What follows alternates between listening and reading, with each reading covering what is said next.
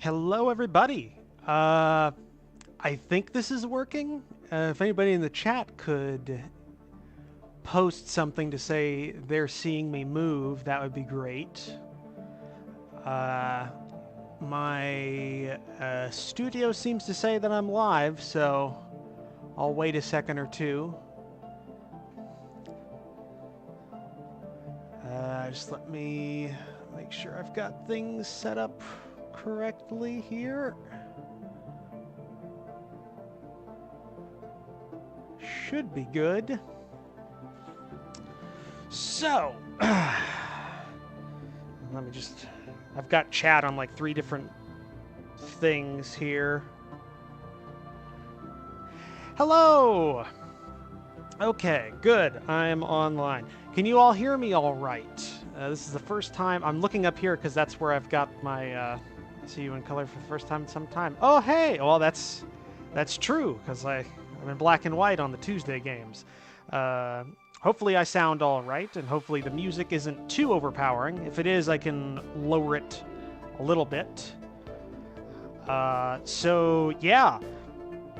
This is the first of what will hopefully be a... yeah, it looks very stable. Yeah, okay, great. I don't know why I'm looking at my phone. I have chat on a TV up here, so we'll look up there. Yeah, great. So yeah, this is the first of what'll hopefully be a common, or I guess like I'm gonna try and do this every week, where I live stream myself. Random Matrix. Yeah, this is hopefully going to be like a weekly thing where I try and just do some painting and model work. Maybe lower the sound a little bit. Okay, yeah, I can do that. Just let me get over here.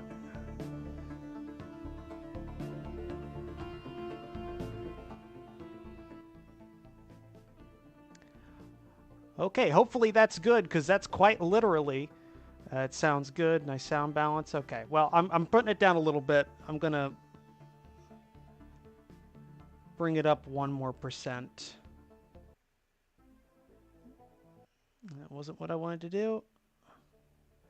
I haven't worked with a trackpad in years, so hitching a little bit. Yeah, video hitches will happen at some point. It's one of those... it's on a wireless connection, because I couldn't get... Surviving Mars soundtrack. This is not Surviving Mars. This is Stellaris.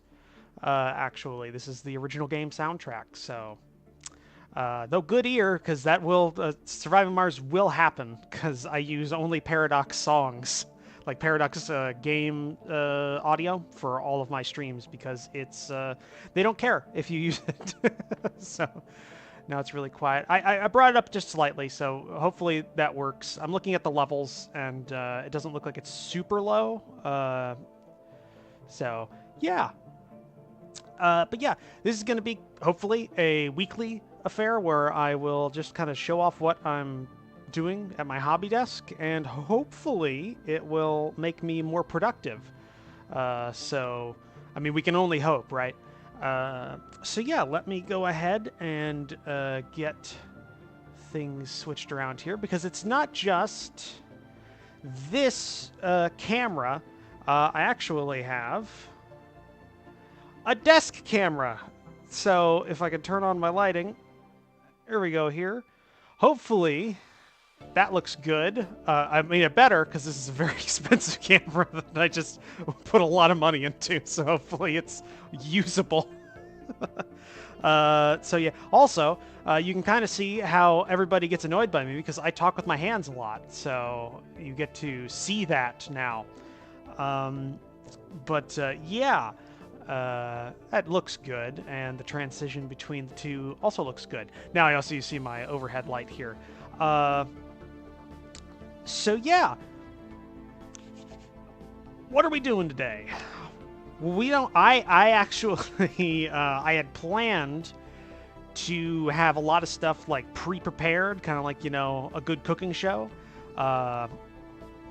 That's not the case, because I spent all last night kind of preparing things for this. Like, I figured out I could use my television as a second screen, so I didn't have to like keep looking under a whole bunch of arms, like in boom arms and stuff, to see my stuff. So yeah, this is going to be a little bit ad hoc for work today. But for the most part, what I wanted to do is I have 2 of these transports. I'm going to get that in the light. Okay, maybe not. 2 of these transports are on the chopping block. I have everything that needs to be done that is not brush painting. So I have to finish the brush painting of all the stowage and the weapons, which is not going to take that long. And as you can probably see, those are half tracks and they didn't have tracks. I also need to go ahead and finish painting the tracks with that. That's going to be mostly dry brushing is what needs to be done on them, and then gluing them on. Probably not going to get to adding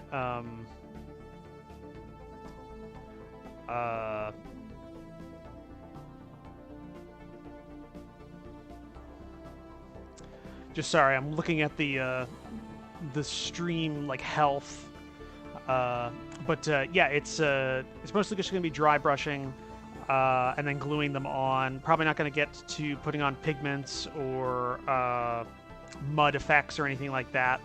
It's mostly just going to be the brush painting. Are those Czech post-war armored transports? No, actually, these are 3D printed. Hold on, I keep forgetting I actually have my desk camera now, so this should be better. Oh, wow, that is a lot better. No, these are 3D printed. These are Chimera proxies for the Imperial Guard. So, and you can see they are 3D printed. I already have one finished, actually. Hold on, let me go and get it. Because this is a wireless headset, so I should still be able to talk without losing you. I just have to go and go to my display case where I've got all my finished projects. Open it here. Don't break the glass door. And I'll show you what I mean. Okay, here we go.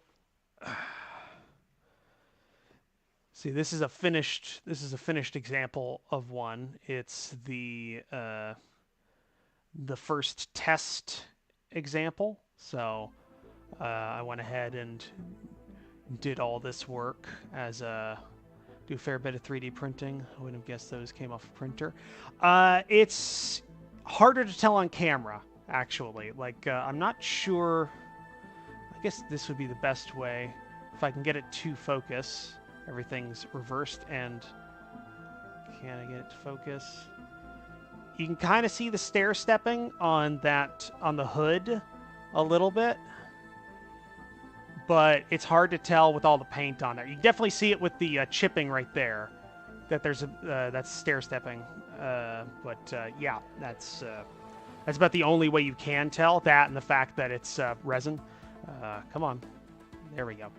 What kind of printer did that? Yeah, those look injection molded, not 3D. Quality printed. I don't think it's that good.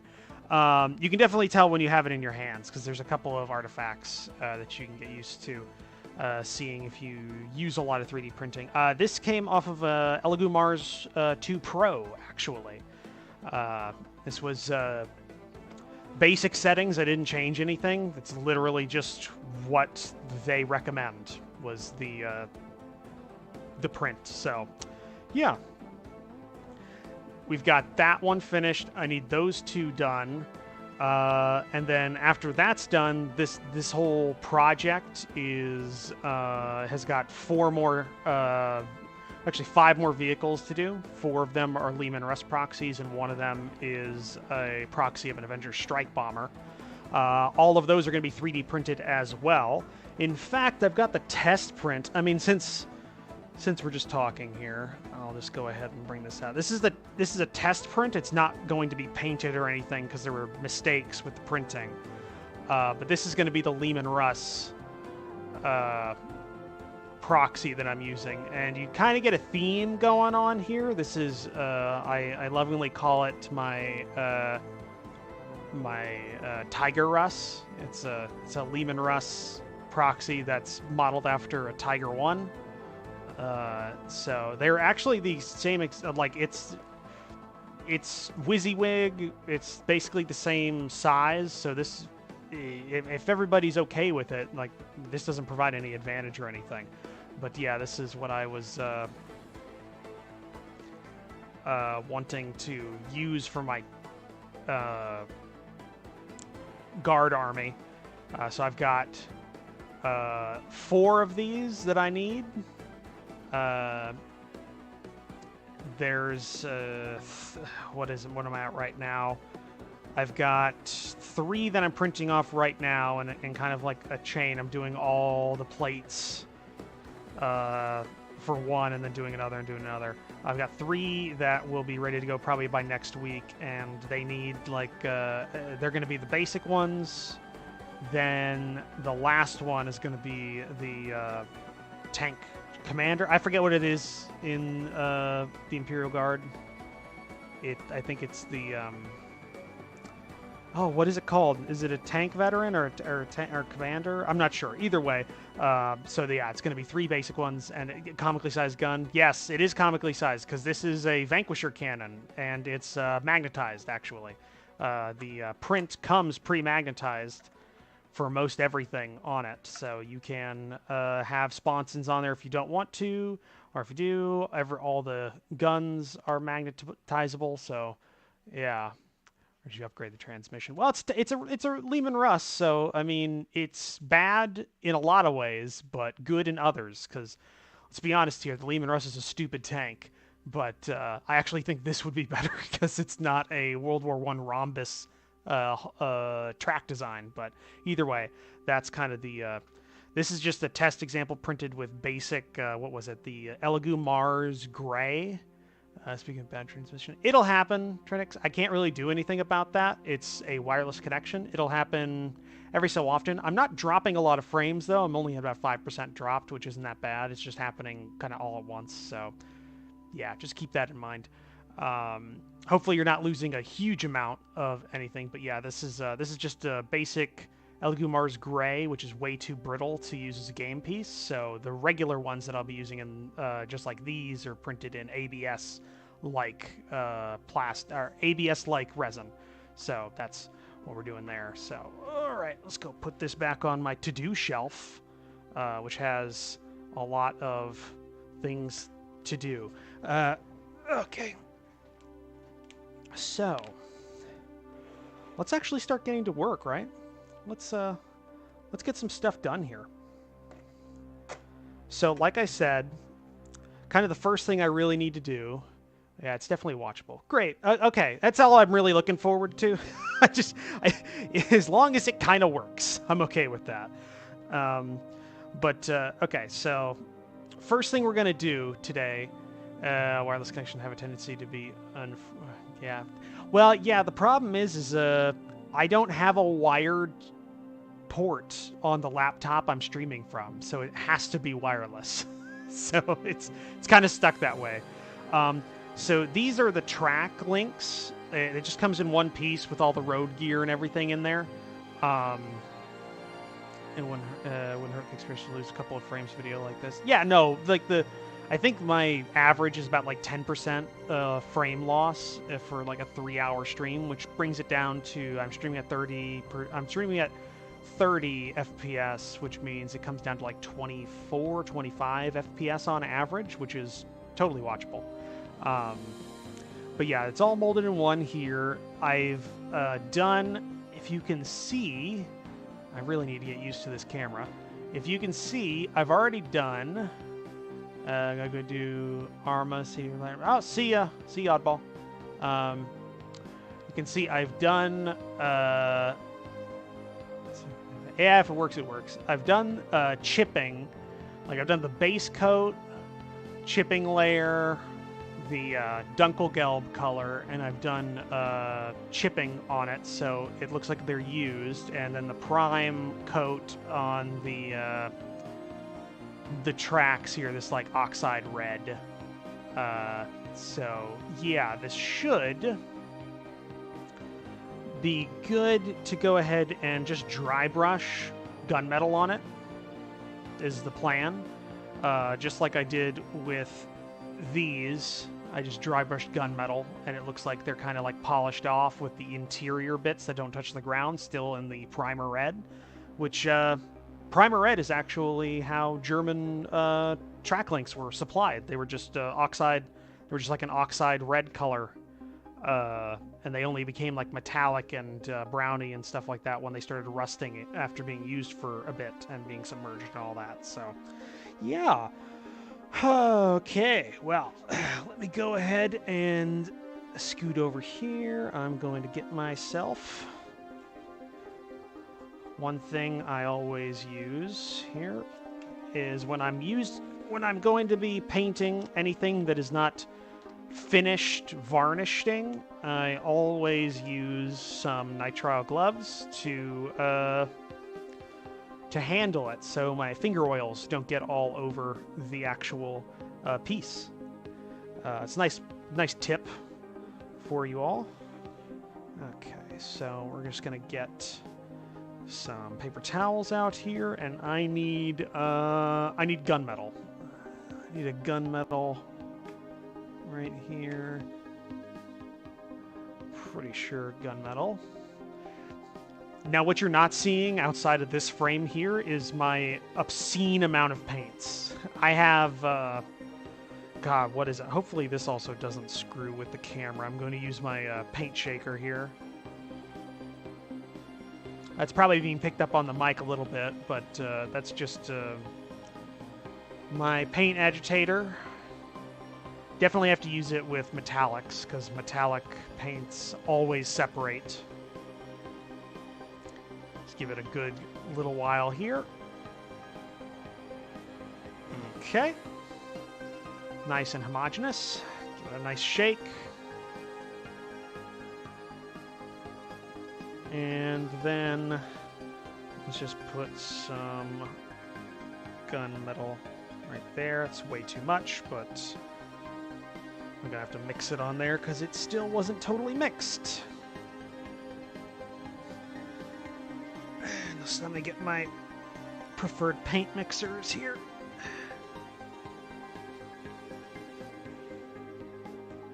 Okay. So what we're gonna do is just get that all homogeneous in a single color. Wipe that off there on my palette.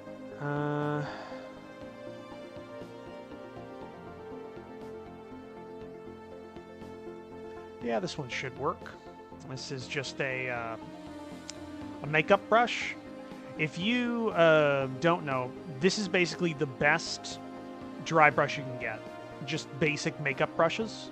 They're cheap, they're really soft bristles, and best of all, they're cheap. Because if you get like a purpose-made dry brush from like a company, they're way too much because dry brushing just murders brushes. So don't spend a lot on a dry brush. So let's just get some of that going. Wipe off. Anybody, if you have questions or anything like that, and you'd like to just talk, this is kind of like a little bit of a chat as well as a work stream. So if you want to just ask questions about what I'm doing or why I'm doing it or the process, just go ahead and voice it in the chat. I can see you when you talk. I'm pretty sure it's updating. So just get most of it off here.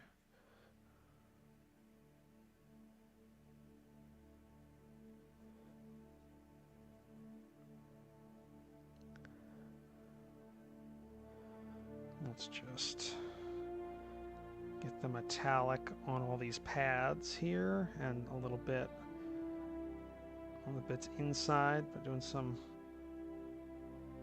brushing off on the edges. Not too much, though. We don't want to get it on the road wheels that much.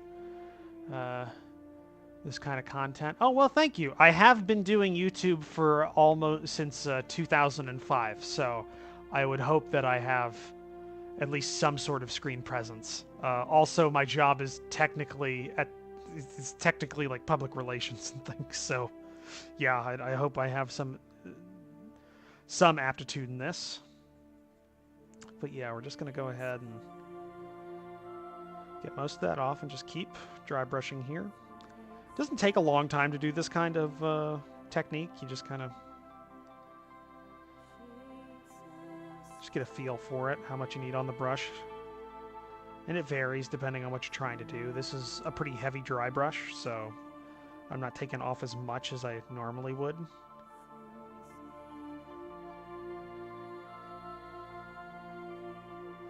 Right there. Let me explain it. Hello, Anto.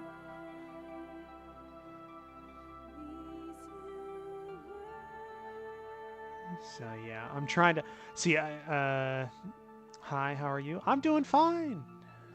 I hope that was directed towards me. Ring Fiend Mansion 2, so straight up suck on camera. Oh, it's So here's the thing. I'm horrible in person. I have very little social skills when I'm in person, when I'm not dealing with something that I enjoy. So if I'm not like at like one of my groups like local game nights or stuff like that, I'm pretty bad. But when you put me on camera and I've got something to talk about, I don't know, it just kind of clicks for me.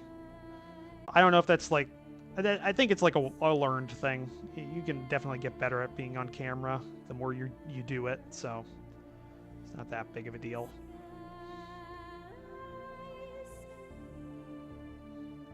So yeah, we're starting to get there.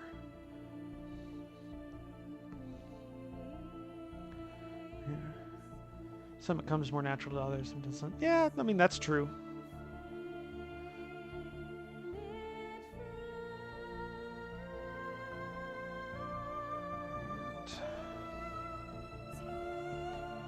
Now we're going to catch the side of these. This is where we could kind of screw up a little bit. The good part about this is these tracks will have like mud caked on them. So a mistake isn't that big of a deal because you can just kind of put some mud and dirt and pigment over it and it'll kind of blend in. So I'm not too fussed about neatness when it comes to the track links, honestly. I just want to avoid like doing it right on a road wheel in the center because none of the other chipping or anything on the vehicles has metallic showing through. It's more of like a what would you call it? A rusty kind of worn metallic or rusty brown kind of color showing through. So I don't want to get metallics on kind of the road wheels themselves too much.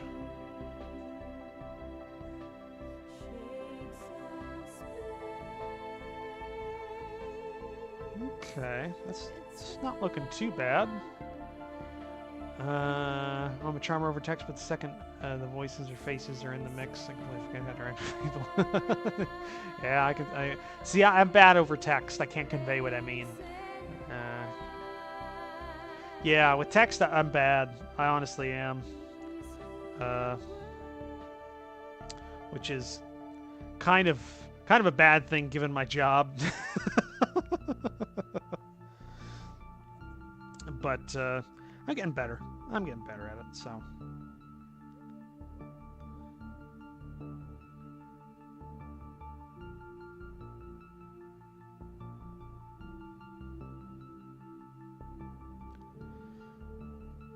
So yeah, we're just gonna go ahead and pick through those.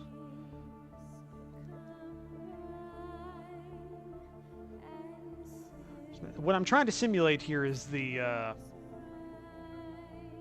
more plain color. Yeah, what I'm trying to simulate here is just getting all of the tracks where in predictable ways. scale armor modelers will know this. So the bits that touch the ground kind of polish off most of the paint, and they just become a very polished metal. And then they become kind of rusty after a time. So what I'm trying to do is that I'm trying to get these to look like they're in the polished metal stage, not the rusty stage. But I guess it doesn't necessarily come across because this is somewhat emulated off of World War II German track links, which came from the factory in Oxide Red. So there was kind of there was a stage where they weren't brown, brownish red, and that's what we're emulating. But it does kind of look like a caked on, like, I guess, rust inside. So, yeah. All right, well, looking at that one's done, so that's good. Now we're going to get to the next one. Like I can write more scientific stuff just fine, business and related emails, but once personal, sort of shutting down. It's the business etiquette stuff that gets me. I don't know. I never know what to say. It's always difficult for me to kind of wrap my head around.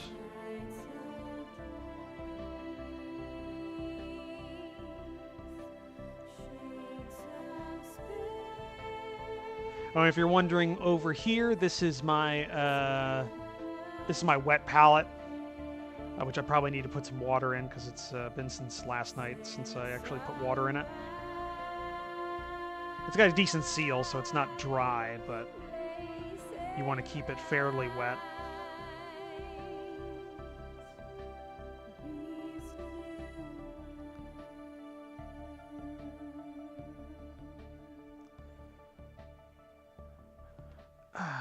Usually base coat. Do you think? Let me think real quick. I can kind of get you. If we get through this step right here, there's another thing I'm going to be doing today that's going to be a bit more difficult because I don't have a plan. But it has something to do with Space Marines.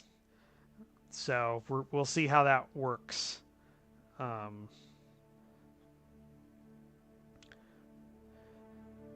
I don't think there's not a chance we won't get to it, because after I get this dry brush down, I'm going to glue the tracks in place. And then I have to put a varnish coat on the tracks and the tires for the vehicles. And it's going to take a bit for that varnish to dry to the point where I'm comfortable enough handling them again. So while they're drying, we'll be working on another project, because I have a lot of projects, guys. Like, I have a problem with buying things and then never finishing the project, like the actual project I bought it for, and I need to stop. I need to get things done. So kind of half of this whole thing is so that I can kind of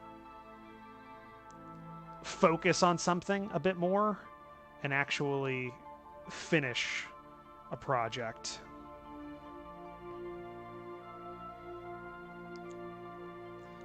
Though, to be fair, this Imperial Guard project that I'm working on right now is probably one of my most successful long-term things I've worked on, because I started this in July 2020, and in July 2020 I had nothing, and now I have all the infantry done, most of the characters done, and there's only 2 characters that need to be painted, and then the vehicles. That's it. And so there's like 75, almost 80 figures that I've finished painting in less than a year. And that's mostly because it's kind of a personal challenge to me. I wanted to get an army done, 2,000 points, because it's a full 2,000 points in the current codex at least. Imperial Guard force done in 1 year. the secondary thing was also not pay GW a goddamn cent. And so far, I'm doing well in that case. Not only that, I've also saved an ungodly amount of money by not buying from GW. And the funny thing is, most of the savings aren't even the 3D printed stuff. It's most of the savings are from third-party miniature makers.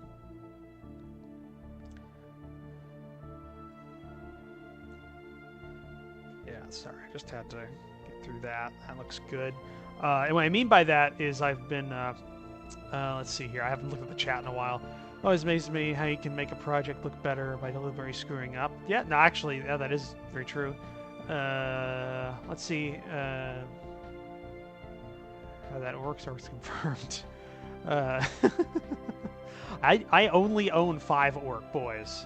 It's the easy build Orc Boys from 4th edition. Let's see.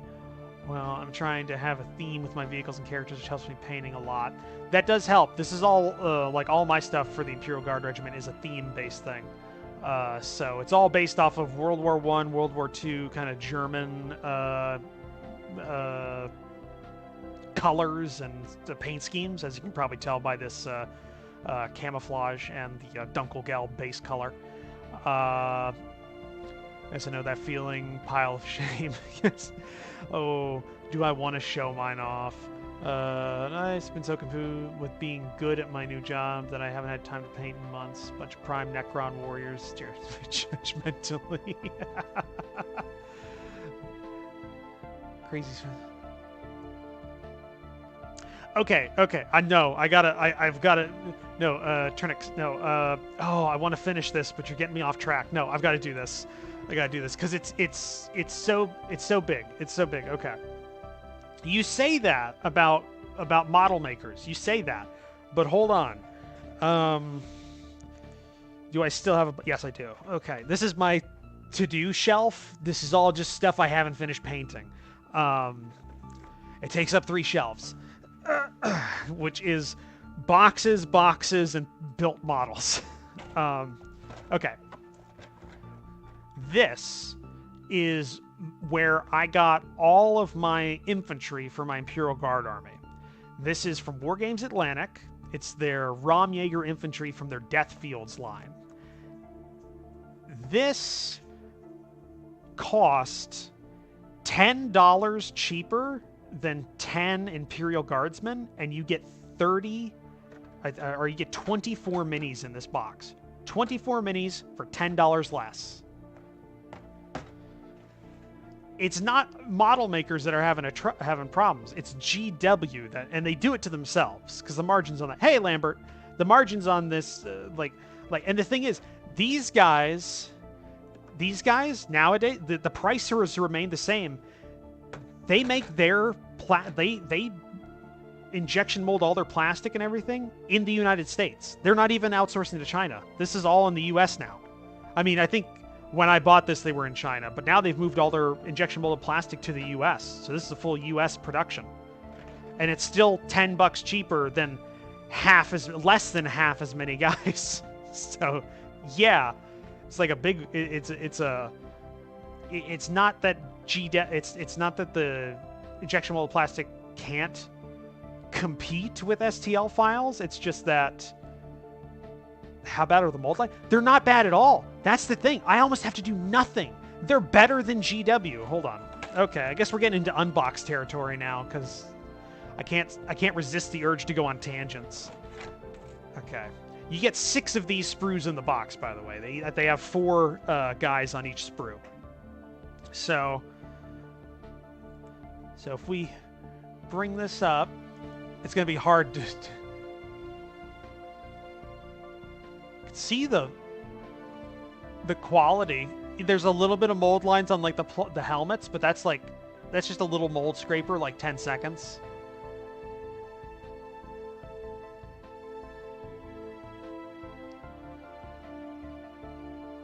And you get enough to make 3 riflemen, and then either a guy with a pistol or specialist weapons, which is a flamer, heavy machine gun, or plasma gun.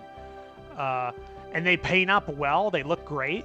And this is probably in all honesty, if we're talking about War Games Atlantic specifically, the Raumjäger kit is their original first kit. This is what they came on the market with, and this is probably their worst in terms of options.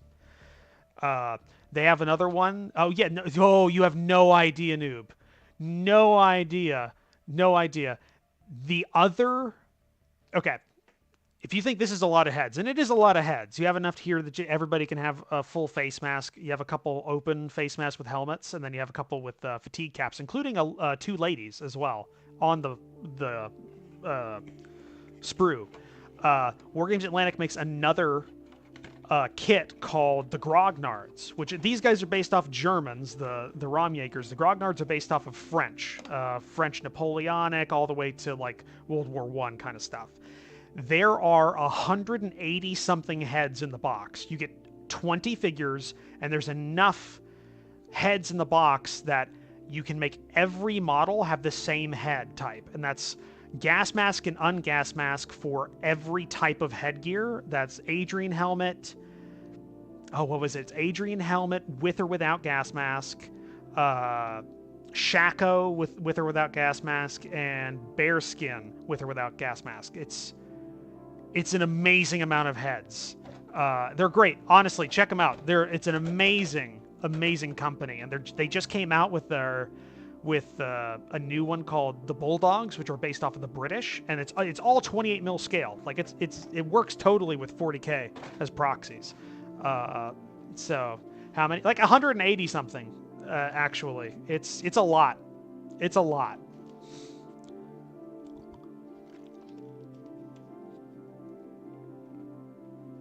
Yeah, but you can minimize it. Yeah, flash isn't that big of a deal, honestly. I kind of, I have a couple of ways to get rid of it. Just honestly, the back of a X-Acto blade is the best mold scraper on the planet. And since it's pre-assembled and all the parts are oriented differently, it means you got little plastic mohawks sticking out randomly. Oh yeah. Oh yeah, I hate those. Hate those. Those are bad. Okay, let's get back to the desk. Okay, I could probably get like 10 or 15 minutes more work done before going on a tangent.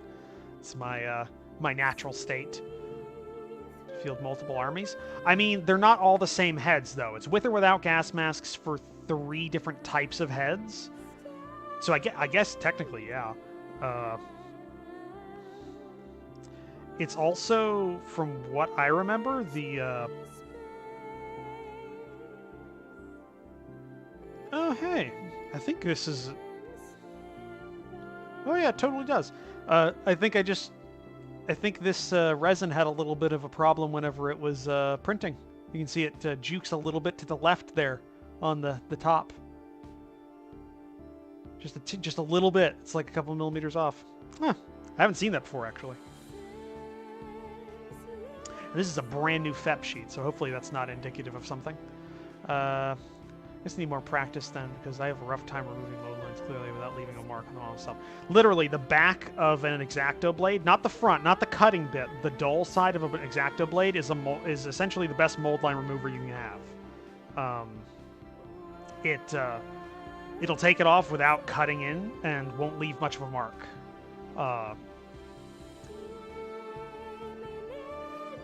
It'd be what I'd recommend to anybody who is given who wanted to try without buying a mold line remover. Curious about the if they will be compatible with the squats. I think they will. I mean, it's an interesting kit. I don't have them, but I've heard pretty good things. I think they lean a bit more into the dwarf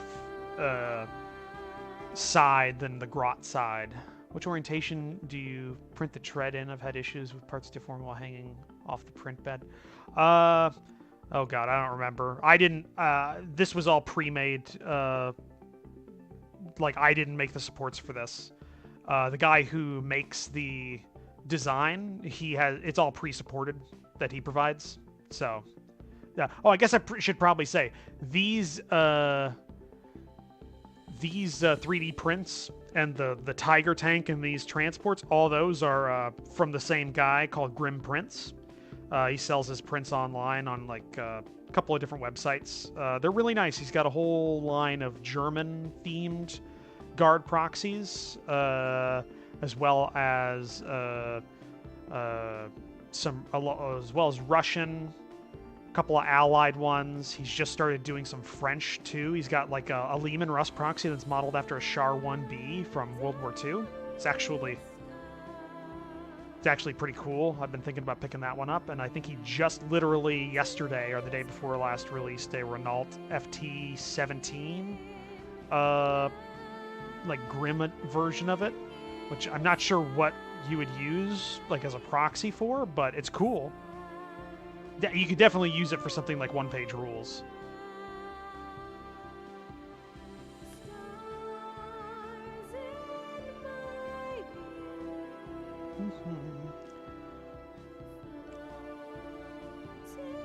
Print the tread in. Yeah.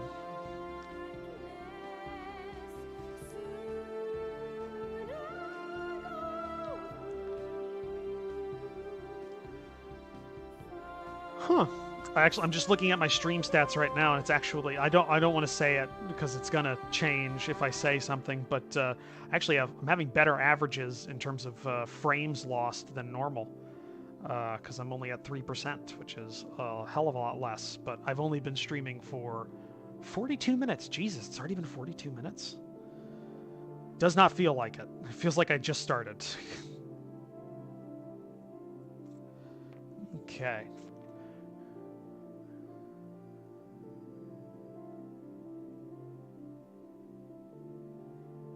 Yeah, pre-supported. Yeah, he makes all the supports himself. They're not like perfect. I've had to modify the Lehman Russ proxy because the rear end is a little bit under-supported, so it kind of pulls up in the corners slightly. So I reinforced it a little bit. But for the most part, it usually just prints off perfect.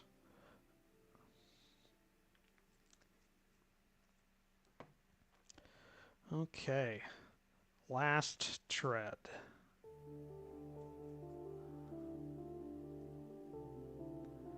STL support's failing. You got a hazmat gear and drain the toxic waste. It's not that bad.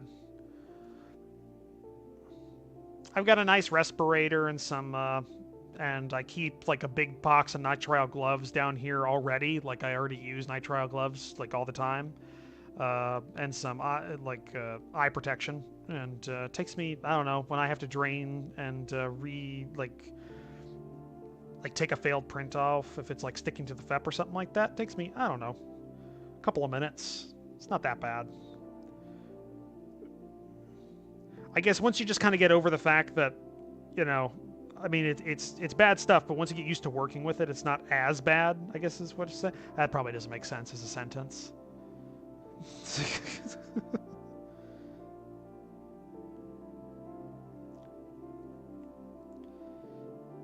I gotta try and keep this like within the line of sight of the camera. I'm not used to that.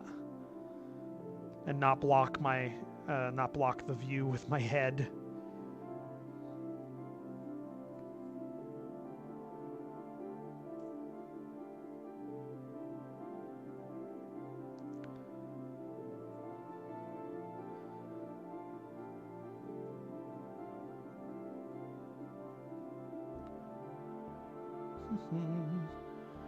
Life hack, failed prints can make good terrain debris. Actually, yes, they can.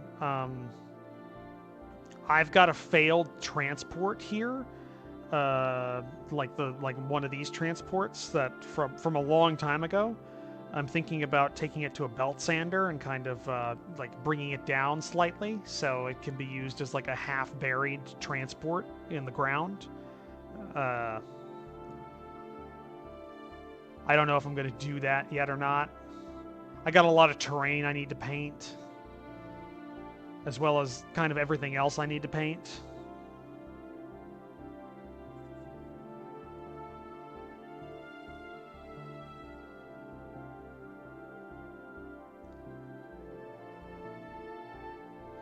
Okay.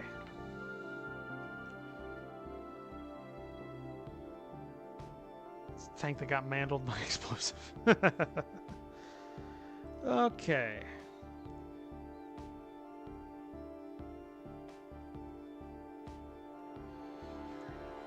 Gonna have to switch out this water because it's a Vallejo metallic, which means that's gonna be suspended in the water for a long time. Vallejo metallics are very fine, so it's very hard to reuse the water. If it was like Army Painter, it'd be fine, because those particles are a lot less fine. Okay. So those are done. I'm gonna let those dry for a second, and I guess I'll just, while that's going on, I'll talk with chat for a bit, as I also pour myself some hot drink, because I decided I'm gonna be talking for 3+ hours. I needed something for my throat, so this is quite literally a thermos full of Earl Grey that I brewed earlier. So we're gonna, yes, a thermos of Earl Grey. So I'm just gonna pour myself a cup of tea, and we're going to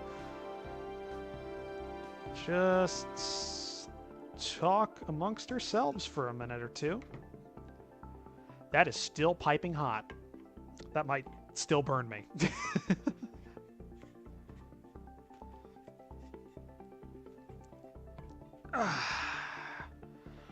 So,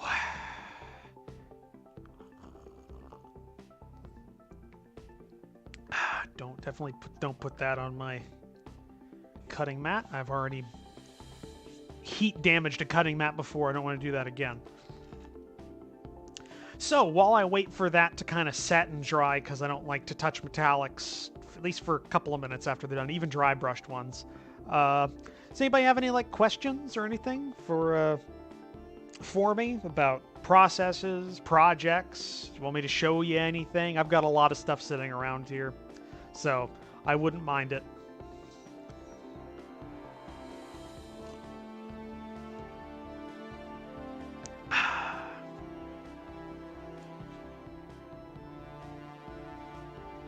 So I'm just gonna double check my Discord.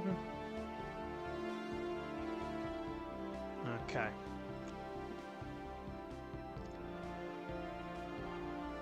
Well, I'm not seeing anything, so...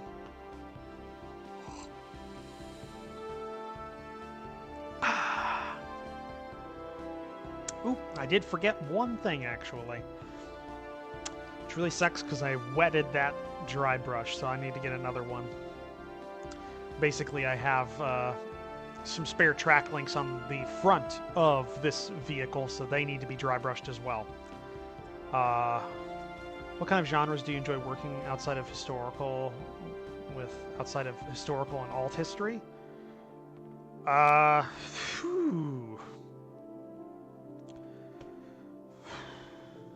I'd like to do some fantasy at some point. I've got a full fantasy army built, but it's not painted, and it's been built for 7 years, so probably need to get on that. It's quite literally 100+ models just kind of sitting around. I do a lot of history, actually, like a lot of historicals, a lot of sci-fi is like my big one right now. Is I want to do a lot of science fiction stuff, or I'm just like looking at my to-do.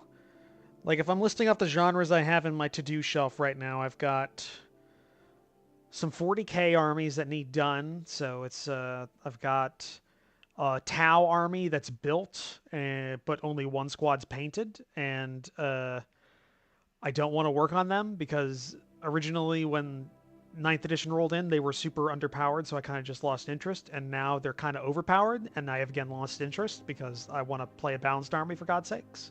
So they just kind of sat there. I've got about 70+ Napoleonic French that need to be painted that are built. I've got more of those Napoleonic French in boxes, including about, I don't know, 30 cavalry sitting around. I've got... Ooh, let's see here. Let me actually roll over here. What do I got?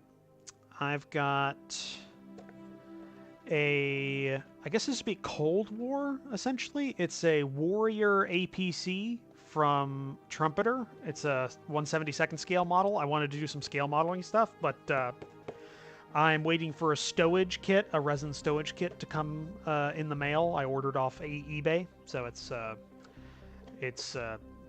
the back burner until that shows up. But I believe that was coming from Moldova, so I'm not sure if that's still on the way or not. So that I might have to check eventually.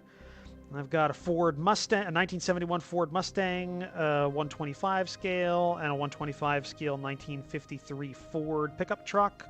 Those are both from my dad. Those are presents for his birthday and Christmas that I haven't finished yet. I've got a Star Destroyer, a X-Wing, and a B-Wing fighter still in the boxes that need to be done. I've got a Miranda class and the Enterprise NX-01 still in box here from Star Trek that need to be done. So I've got a lot. Like I just kind of get I just kind of got a lot sitting around that I do. Oh, I also have a shitload of like war game stuff. I've got I don't know 80 something Space Marines in boxes is sitting around right now, plus the whole starter box for Flames of War and Drop Fleet Commander that are still in the box. So I collect starter boxes in a way, and then never finish them. Let's see what happened.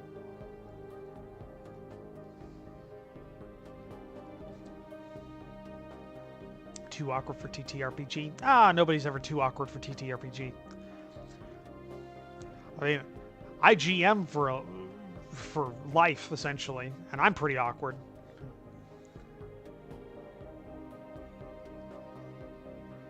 Where'd I get the Mustang from?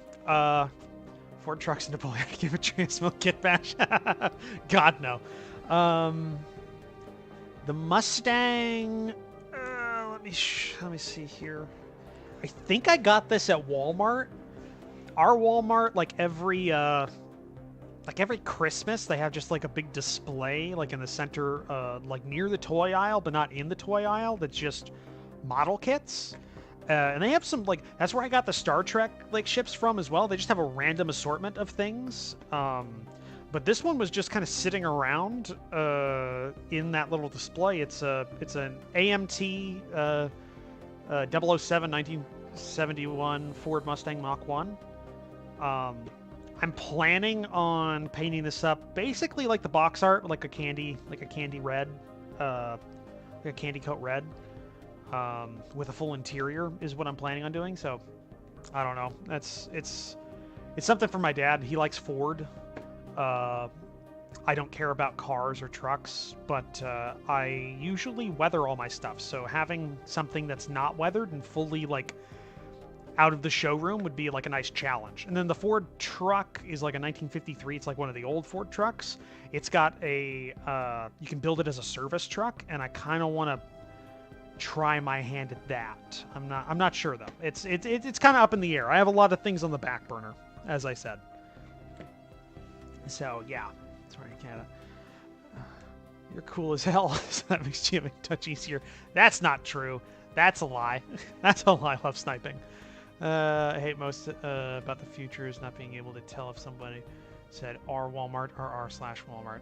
R Walmart as in... okay, is the nearest Walmart to me. Let's say that. Try and find one for my dad. He likes Mustangs. I mean, yeah, if you go to a Walmart and it's like a super center, they might still have it. I think they had they over-ordered this year because they had like a second pallet that came out when the first one ran out, and that's the one I found the Ford truck in. But yeah, also AMT sells their shit online, so if you just look up AMT 1971 Ford Mustang, you should be able to find it. That was I don't know, $30, something like that. It's a pretty good kit. It's got a full engine.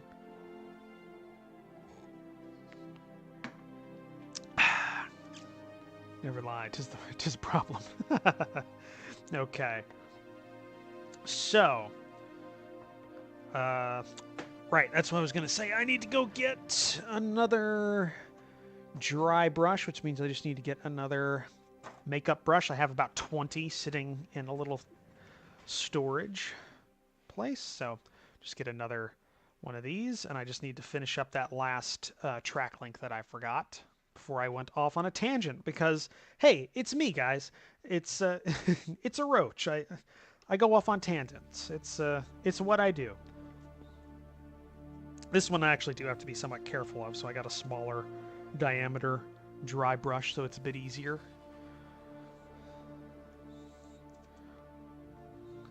So.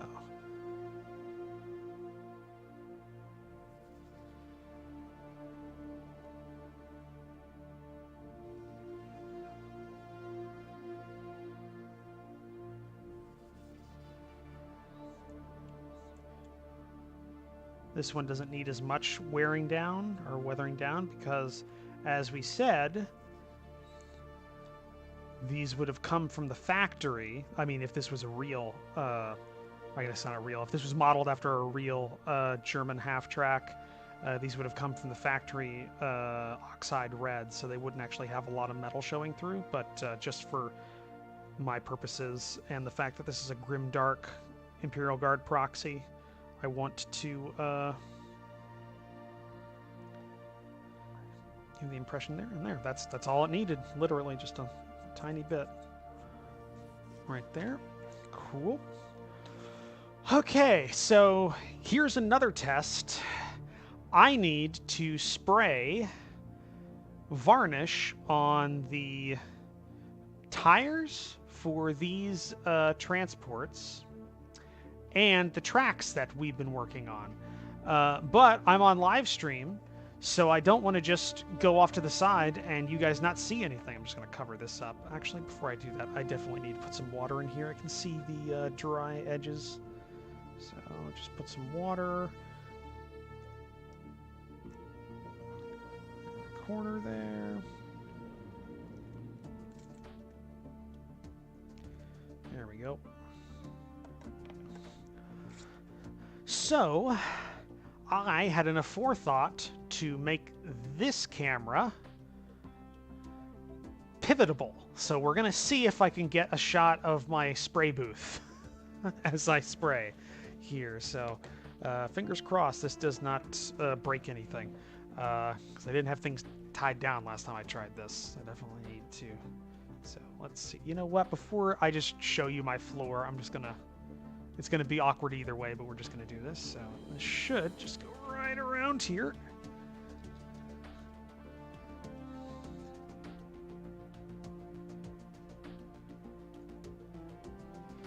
Let's paint some shit. Yes, Magnus, let's paint some shit. I've already been doing it for an hour. Yes, it worked. That shows a lot more of my crotch than I want it to. Let's go over here. This is my spray booth. This is I think this is a Master Series like portable spray booth, so like this all breaks down and folds up, but it also has a motor in the background with a filter, so I'm not going to run it because it's louder than hell, and it'll definitely show up on the microphone if I run it. So yeah, we're just going to spray some varnish on these tires so they don't strip paint off when I start handling them, as well as all of these tracks that we just dry brushed, because they will also be contacting with the ground, which means they have a high chance of rubbing off, and we don't want that. We don't want them rubbing off on things. So yeah, let's go ahead and mix myself some varnish here. So I buy these like little cups by like the 100, and these are amazing for like mixing paint in. So definitely look into them if you're thinking about getting something like that.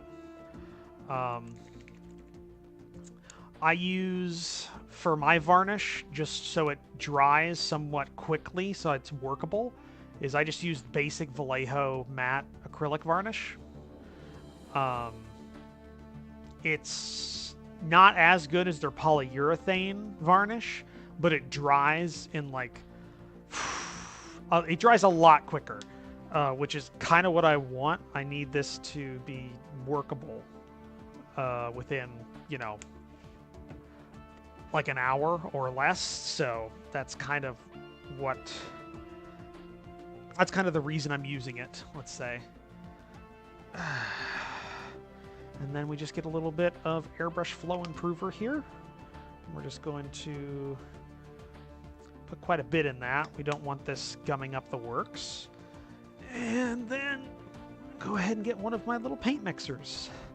And by paint mixers, I mean a barbecue skewer, because that is the perfect thing to mix paint with.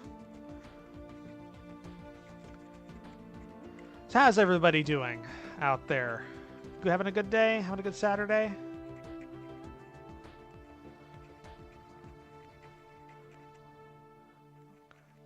And for reference, we want this to be kind of like the consistency of milk. And definitely looks like milk, but this is not drinkable. Actually, I'm not sure if the varnish is toxic or not, but I wouldn't test it. I wouldn't drink anyways. Let me just make sure this... Yep. Cool. It's working. Just going to pop this little mixture in here and test it on my hand. Yep, that totally works. So let's just go ahead and get this varnished.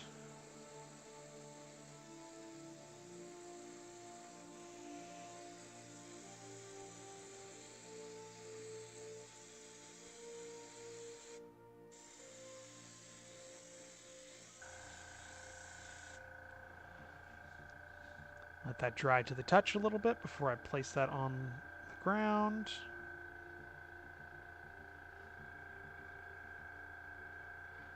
That should be good. Number 2. Hopefully this isn't too loud.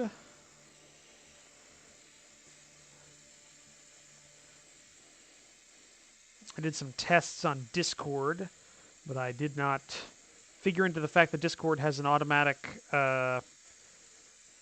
kind of voice detector, or I guess, yeah, it has like a noise threshold, but my microphone doesn't when I'm on live stream. So hopefully hopefully this isn't too loud, and hopefully when my compressor starts running, it's not overpowering.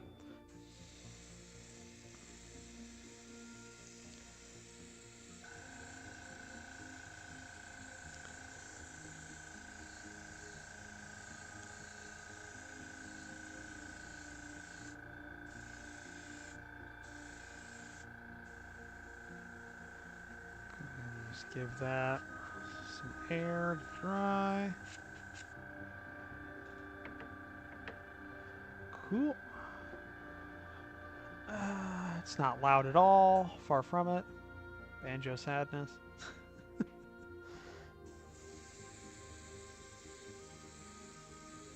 Okay, cool.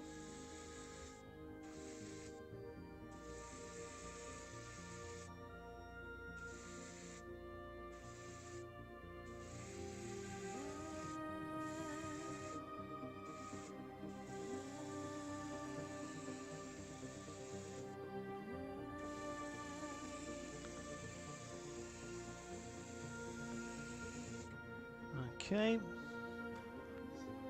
It's surprisingly quiet, yeah. Well, there is a wooden table between you and my headphone microphone, so I would assume it's not that overpowering.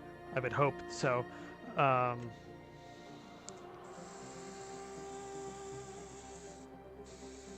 Really all I want is the bottom of these tires to be varnished. Just have an extra coat. They'll have another varnish coat in the form of the mud effects that will be on them, because that dries kind of like a varnish in a way.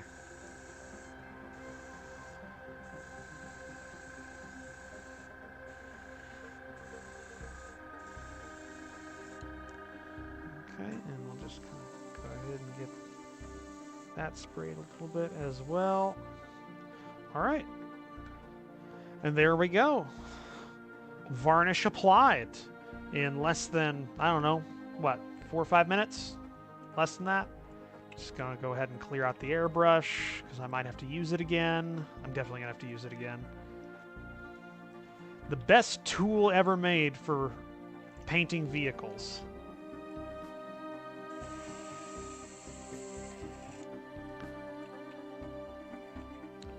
Or varnishing troops.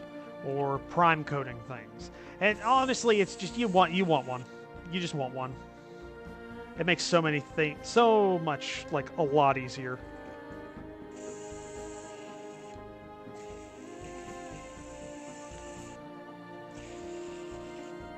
Okay, that's cleared.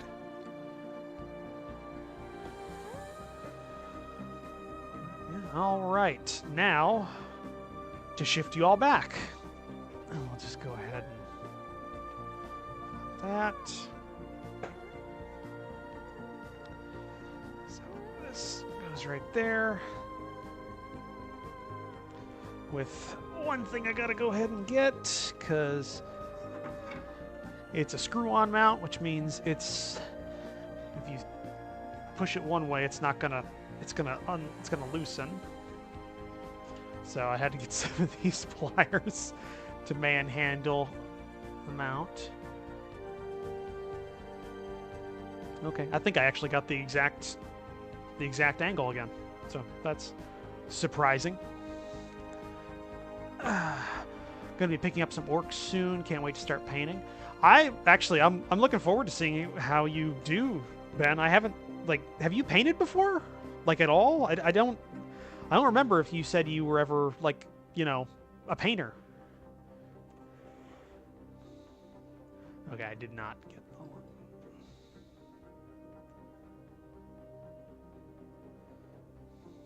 Just let me...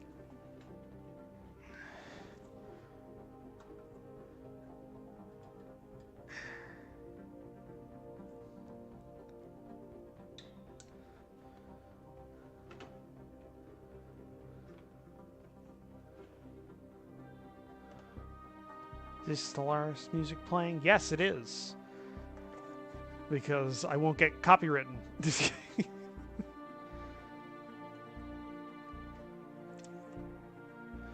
going to be Stellaris, and I think if we go on long enough, I'm probably going to put on some Surviving Mars.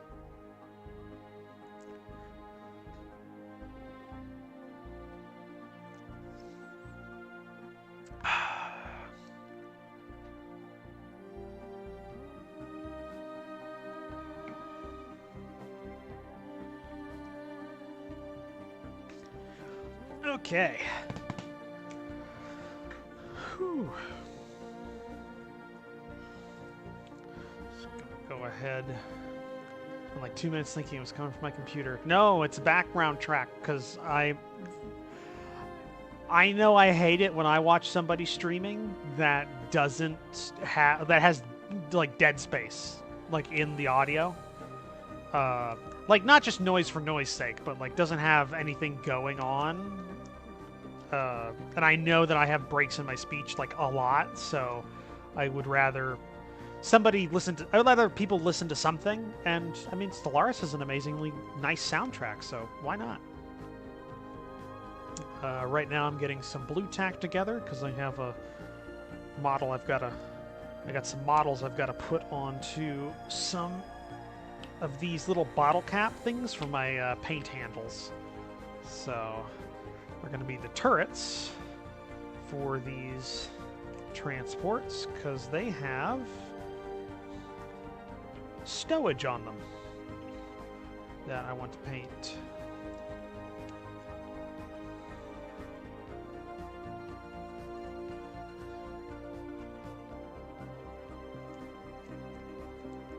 Yeah, I painted before, like 15 years ago. Yeah.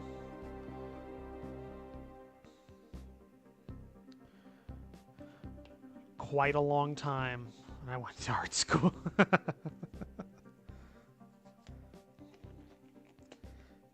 To be fair, Ben, I've never actually seen you draw something, so how was I supposed to know? Okay. Do I want to paint the stowage? Or would I rather go on to the other project and wait for the rest of the transports to dry and then paint all the stowage in one go? I'm gonna paint it all in one go. I think that's what I'm gonna go ahead and do. So that means we're getting on to the other big project that I said we had today, that I had hoped to do more of before we started, but I didn't, so it isn't. No excuse. We're going to be doing some tests for my Space Marine army that I'm I've collected things for, but I need to paint.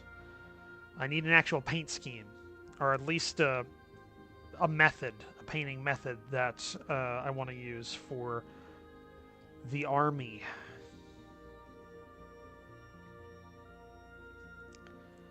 So, if you're wondering why I'm putting them on like little bottle caps here, I use I forget who makes this, but it's a nice little like painting handle that, unlike the GW one, which is more than likely just going to like launch a mini across the room, this instead uses blue tack and just screw, like a screw on. It's just like bottle caps essentially, and you can do that. And it was remarkably cheap actually, so I prefer this over basically anything, because I dislike using the GW painting handle as a tangent here. I dislike using the GW painting handle, even this old one, which I actually like a lot more than I like the newer one. Because this thing has... I've had models fly out of this vice grip before and just shatter. So it's good until it isn't, is essentially my opinion. What is the theme of it? It's a desert theme. It's a desert army. It's basically a desert Space Marine force. And the motif is lions. So it's they're lions that fight in the desert. I don't know. It's about as far as I got with it. For reference, yeah, this one, you can see it better. I've also gone ahead and I have... I've also gone ahead. If I can get the stream right, I've custom made shoulder pads for them. So those are custom 3D printed shoulder pads with a lioness on the pads. So the plan is to use those for my army. And the other big thing is that I'm going to be making an all-female Space Marine army, just because it's a good litmus test for people. If somebody has a problem with it, I don't want to play a game with you. So that's kind of where that's a little bit of the idea behind it. But yeah, right now, let's just go ahead and go to a face cam here. I really need a stream deck so that I could just press or a shortcut, so I don't have to keep like reaching over to my laptop. But yeah, my thing about this force is I have two painting methods I want to try. One of them uses the new Army Painter speed paints. I found an interesting method from, what was his name? Spiky Bits. He did a video where he talked about, where basically it's the idea is using essentially the same kind of idea that a zenithal highlight uses. Actually, I can give an example here. I guess you guys can learn something while you're watching me, hopefully. So, if you don't know what a zenithal highlight is, you can see how this model kind of, it was base coated black initially, but it's got like a white misting from the, if I can get it to focus.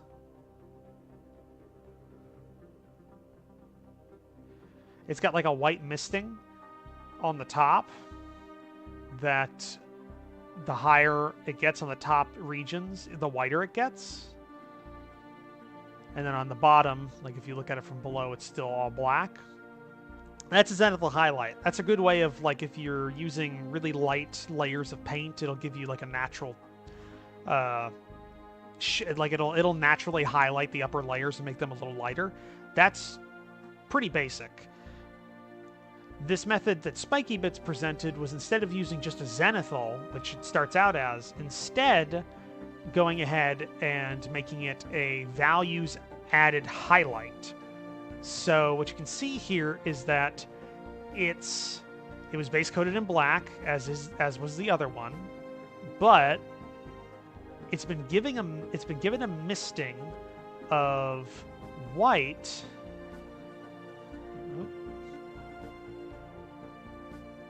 around areas where your eye will be drawn, but it stays black in a lot of other areas.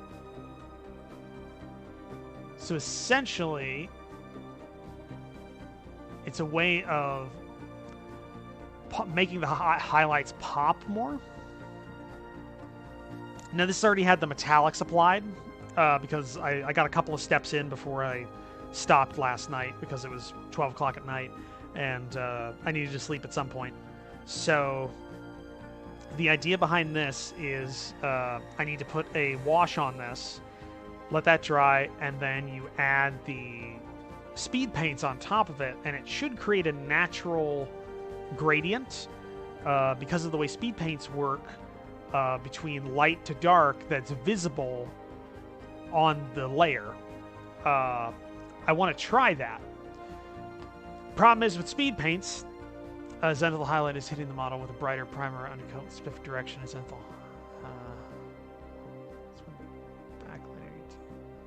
Zenith highlight. Zenithal? I think I said zenithal, didn't I? Oh, whatever. I don't know. People don't watch me to talk.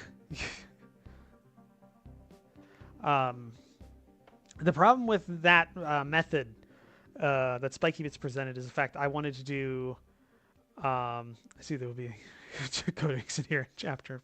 Who's to say? Who's to say? I hate the people that are like, oh, it can't be Lady Space Marines. Because the lore doesn't say it. One, there have been Lady Space Marines, because there are models from the original Rogue Trader era. And two, there's actually a book, Storm of Iron, where a lady becomes a Chaos Space Marine, a Khorne Berserker, by killing the original Marine and then donning his armor, and continues to wear it and conducts like it shows up like 2 other books. So I don't want to hear it. Said Zenithal. I'm just making a god-awful joke about an old TV rant. Great. Okay, good. The color scheme, I want to make it tan. I want to make it like a tan color scheme, primary color, with the metallic armor trim being like a what did I use? A shining silver, so not gunmetal, like a higher level, like a very, very bright metallic, and a little bit of gold here and there is kind of what it is. For cloth, because I want to make them, I'm not gonna have, there's not gonna be any white skin in the whole army, because it's a desert themed army, so you know it's probably gonna be like Middle Eastern themed, Middle Eastern, Persian kind of area. So I'm kind of leaning towards those colors that are presented in that culture. So there's a couple of like blues that are almost teals, some reds that would look good. Blue would be the most complementary color to a tan on the color wheel. Red would also work just because it's a common pairing color. I'm thinking about making the eyes like maybe a bright blue, like Silverhost or so. If I was to show you like the scheme, I use a lot of army painter paints, so this is like shining silver, and then this is gunmetal. If I can compare it. So it's not a lot of difference, but this is a lot brighter, like an aluminum or aluminium if you're British. So yeah, I've already settled on the metallics. It's just the armor, and I don't have a lot of choice when it comes to the army painter method, because there's only really one sandy tan color. It's pallid bone.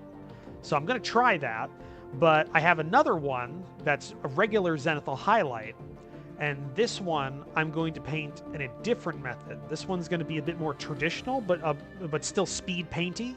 Not with speed paints, but like I'm painting it quickly. It'll make sense.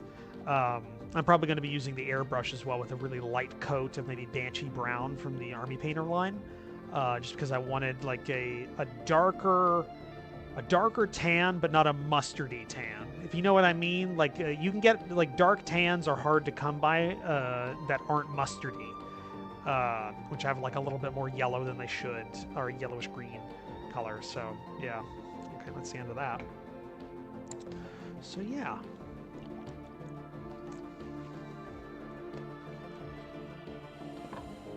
So actually, let me go ahead and get the speed paint that I need, because I actually got the mega set for these. I need green. I definitely need green black. I got the mega paint set of this not too long ago. Holy white I might need. Take that. Runic gray don't need. Dark wood, hardened leather. I'm just picking a smattering that I might want. Maybe leather? No, I'm going to use regular paints for that. Purple. Don't need absolution. Pallid bone. There we go. Sand golem.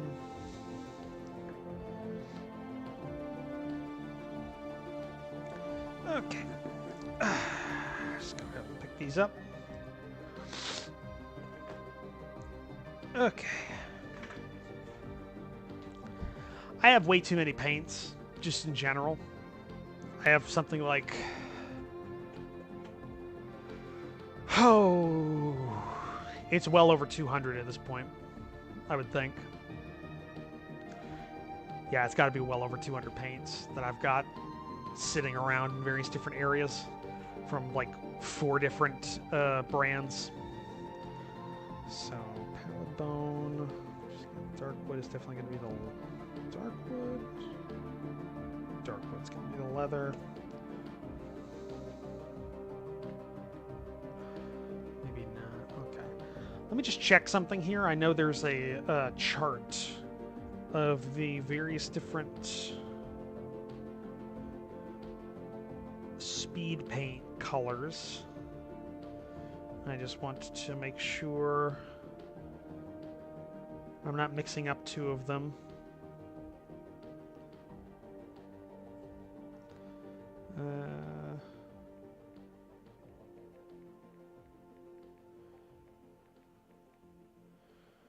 Speed paint.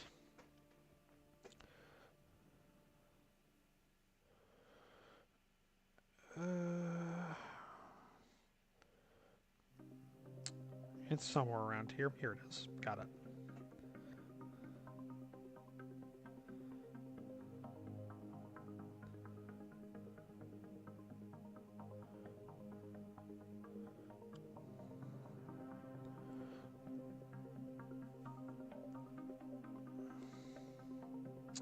That's not how that's supposed to go.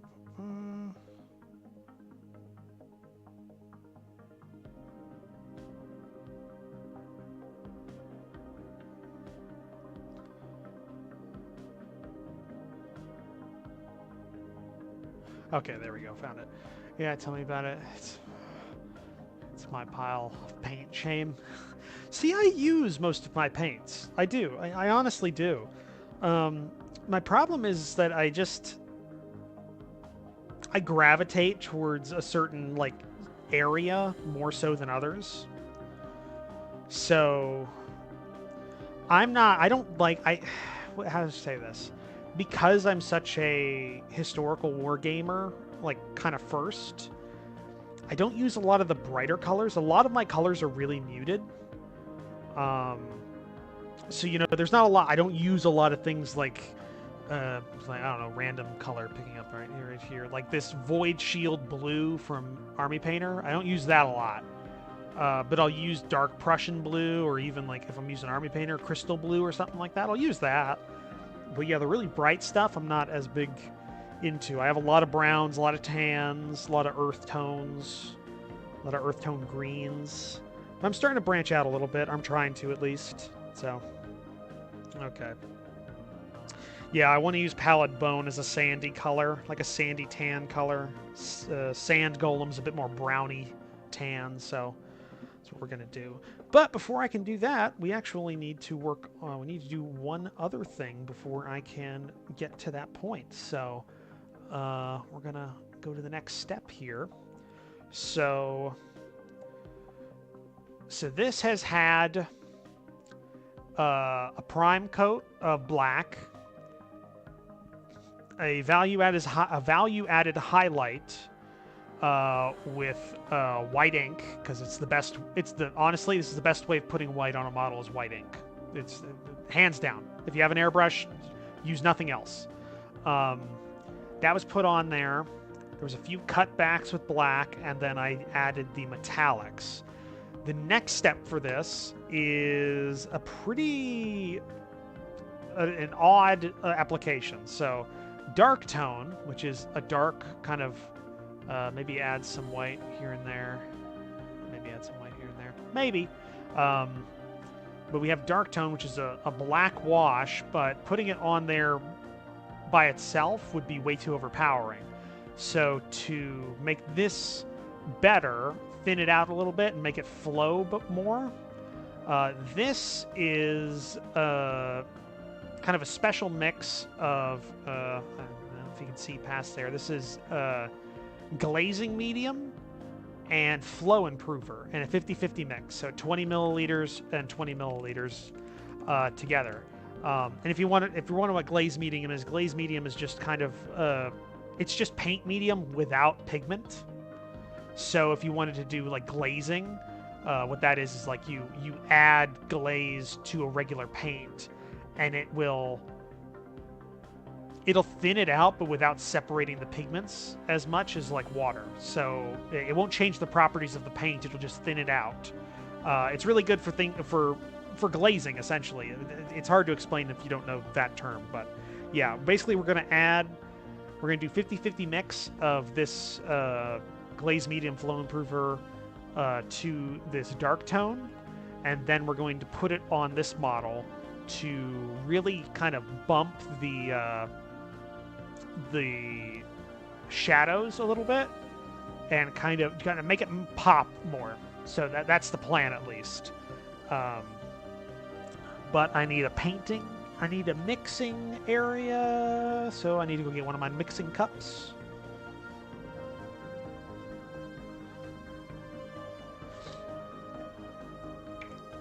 So, just hold on a second. It's odd that Duke hasn't been around in like the last 2 hours. Hopefully he hasn't broken anything. So yeah, I'm just gonna mix this dark tone. If you're wondering what that light or what that sound is, that's my paint mixer. It's a vortex mixer, if you're wondering.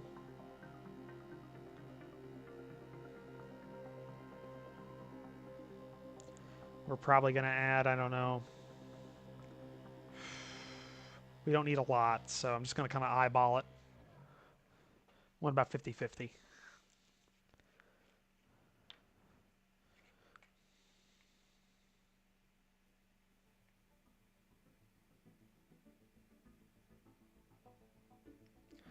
Okay.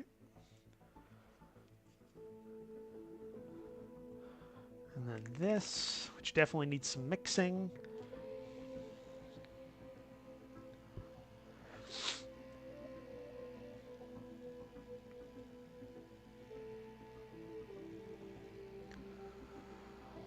Okay, there we go. Gotta be careful with this. This is like skim milk consistency.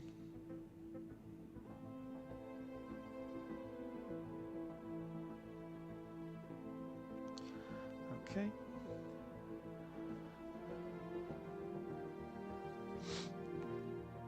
then we go ahead and we take one of these and just start mixing it. Might need a few more drops of my little Flow Improver glaze medium mix.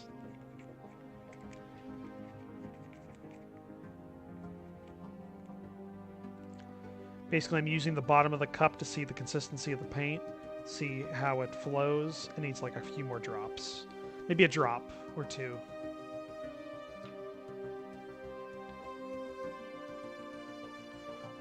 I think any more and we'll start seeing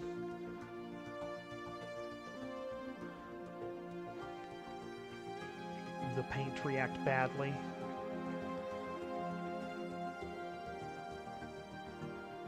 Oh yeah, that's good. That's perfect. Get that nice and mixed here. Again, if you're wondering what I'm using to mix, just I pick up like these barbecue skewers like in bulk at Walmart. It's like, I don't know, like I don't even know how many dollars for like 100, but I picked up 2 like 4 years ago, and I'm not even through one of the packs yet, so they go a long way. Okay, let me get a bigger brush so that I can start putting this on.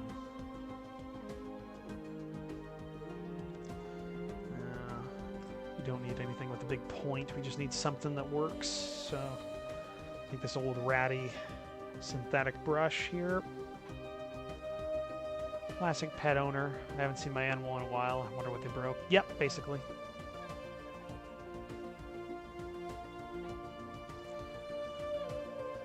Okay. I just want to check to make sure my chat's not... Yeah, no, I guess that is it. Okay. Or broke into, yes. Or what they broke into. That is true as well. Okay, wish me luck. This is a test. Supposed to just slough this on.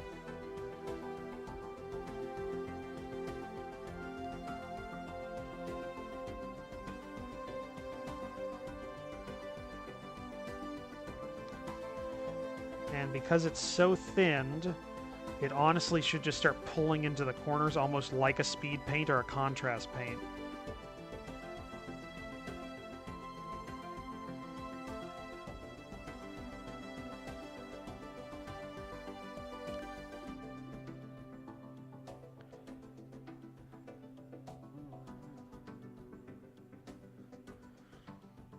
It kind of is. It's actually...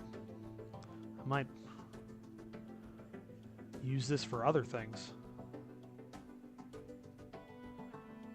It's almost got the consistency of like an enamel wash in terms of how it's pulling into the crevices. Just gotta make sure we don't get any pooling or bubbling anywhere. Get a consistent coating here.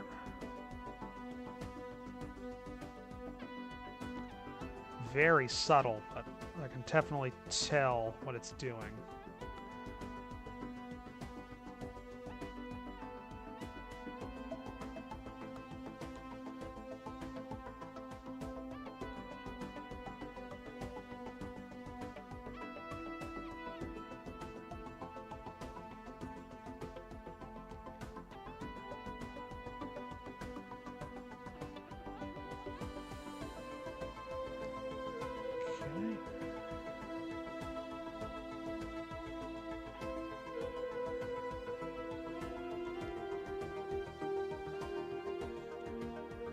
Also, having that much Flow Improver in the mix should slow the drying time enough so that you have a bit more working time with it.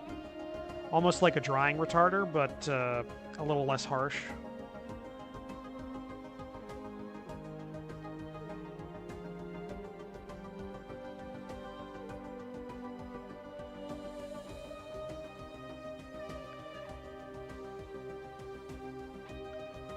Hopefully this is interesting for everybody watching. Hopefully this isn't stupidly boring. So I do want to do this kind of every week.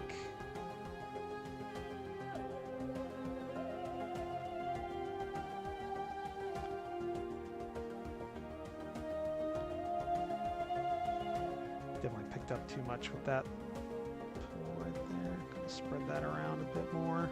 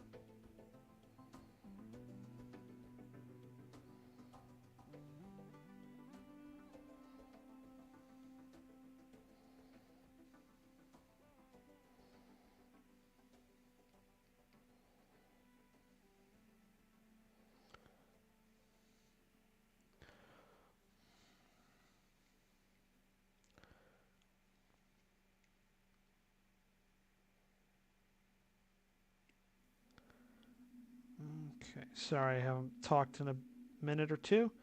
Just kind of getting this laid out here.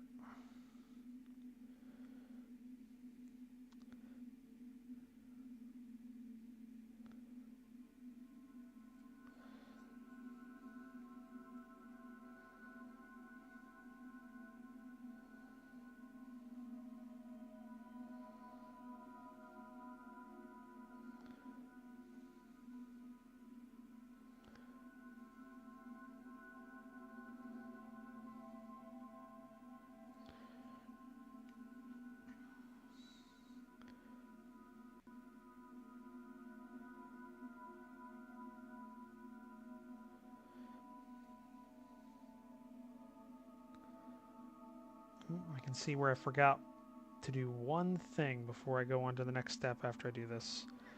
There's a little bit of black I gotta paint on one part of the gun.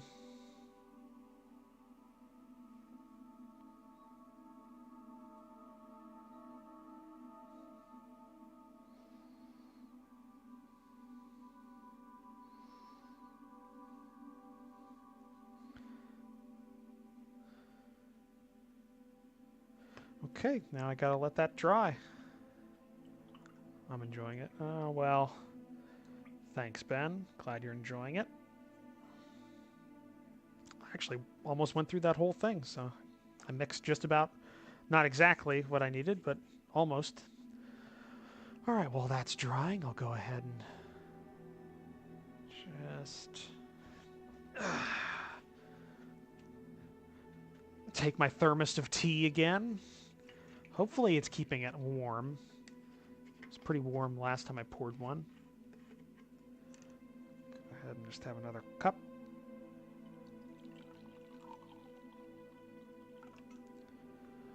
Another cup of Earl Grey from a thermos, because exactly how Picard would want it.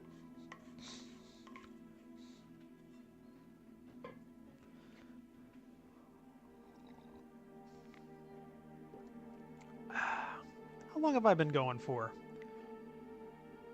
Not even 2 hours, so now it's actually dragging a little bit. Well, not dragging, but it feels almost 2 hours-y. My back feels... It definitely feels like 2 hours with my back.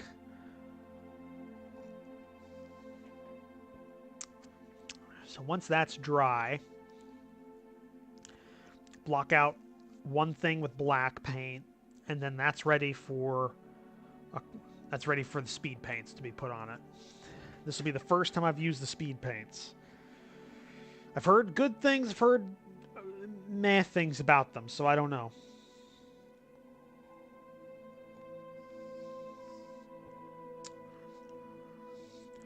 We'll see. We'll see what how it goes. I definitely like how that mix is working. It's basically recess shade all of the armor panels, as well as in a way made the transition between shadow, or between the black and the white, a little bit smoother. Looks a bit more like a gradient. So that's a pretty nice. It's a pretty nice method. Might have to use that on more things.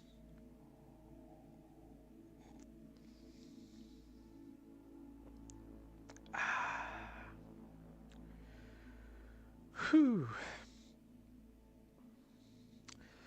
So everybody having a good time? Everybody enjoying it? Having a good day?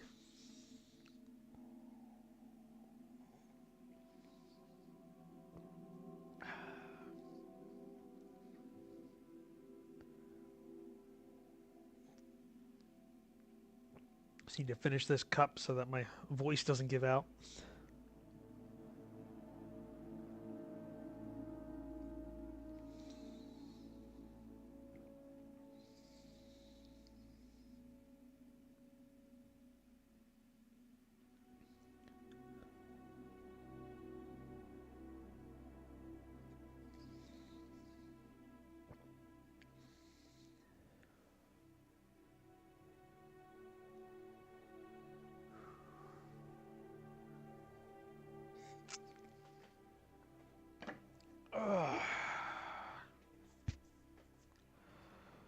Okay, I definitely want a bigger brush. One that can carry a bit more paint in it. And actually, before I go any further, what I'm going to do is replace my paint water, because it's got some metallic flakes in it. I don't want a lot of those showing through, so I'm gonna go empty this out and put a new one in.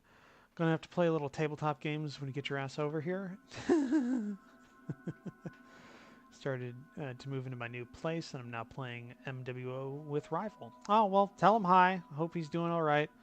I guess I won't be able to do much MWO with him in the near future, because I'm going to be trying to do this on Saturdays. I'm going to try and make that a day. We'll see. So I'm just going to go over to my sink area here and replace the water.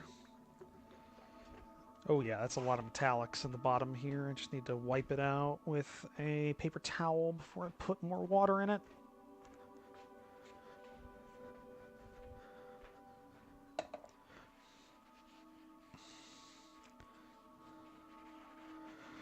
Problem is, Ben, you're gonna have to provide the second army, because there's no way I would risk one of my armies on an international flight. That's why I have 2 pots of water, one for cleaning and the other for thinning. Well,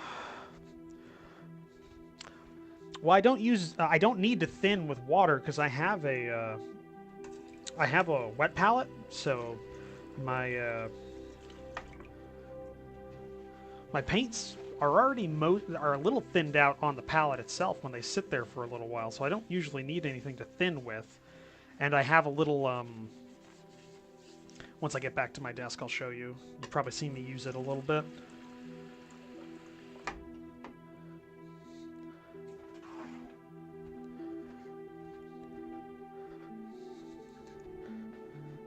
Oh, well, look who's decided to join us, huh? Huh? Hold on, let me get the glove off.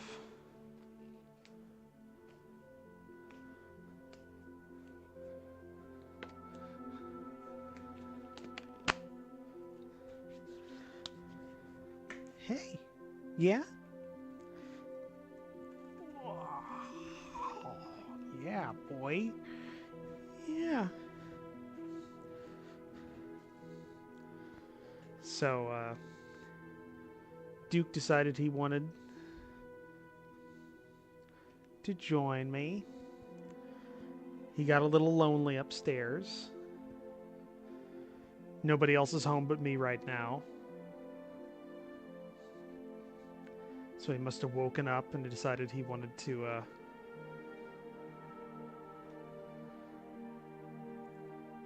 Yeah. Yeah.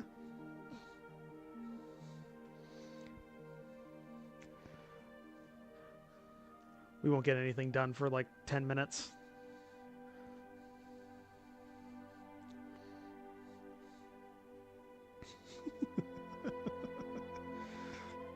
Though, if this should do better, this should make my metrics better by having a cat on screen. Isn't that right, too? Oh, yeah.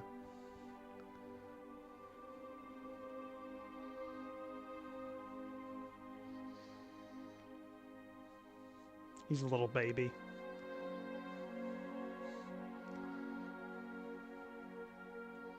Yeah.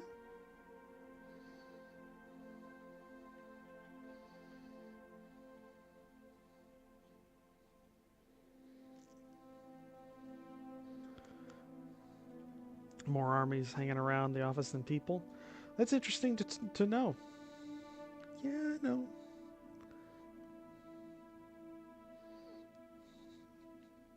He doesn't like me talking whenever he's trying to be cuddly. Yeah, isn't that right?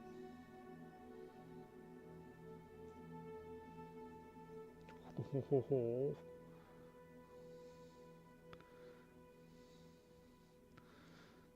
I can tell how long the delay is from the chat, or from what I'm saying, from the video stream to the chat. I just had the first person who acknowledged Duke's existence. Yeah, buddy. So yeah, this is a couple of minutes until he gets bored or he gets annoyed. Yeah, I know, you want the head scritchies.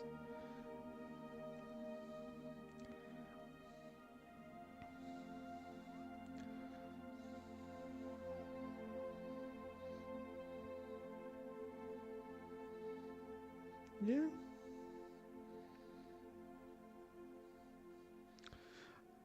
Yeah, no, that's interesting to know, Magnus, about the, yeah, he's a cuddle bug, about the armies, at the office. I wouldn't have guessed that for Paradox, but I guess you're all just nerds, so it makes total sense when you think about it. I wonder how many Office D&D games there are. I would expect there would be more than one.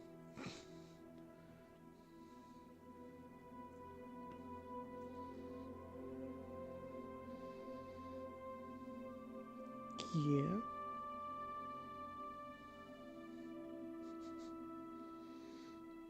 Like I said, we're not getting anything done for a little bit because he won't stop annoying me until he gets his prerequisite cuddle time. Cat stream, yes. Magnus, yes.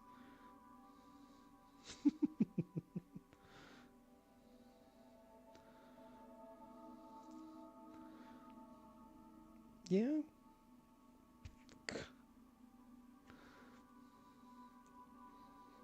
Yeah. You're a good boy. Yes, you are. Yes, you are.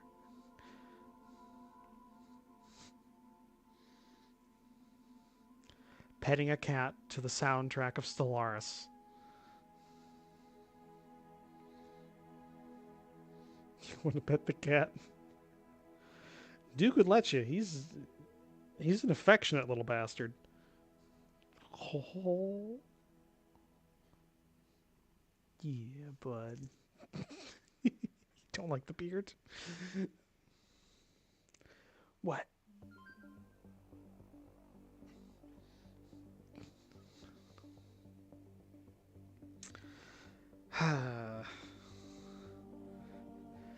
We're letting things are drying anyways, so we're not wasting any time here. Yeah.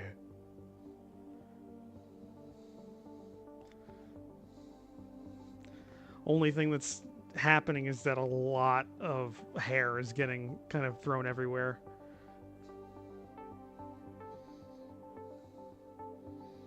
Because he sheds a lot.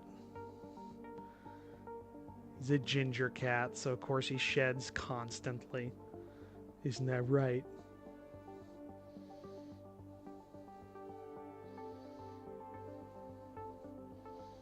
Yeah, bud.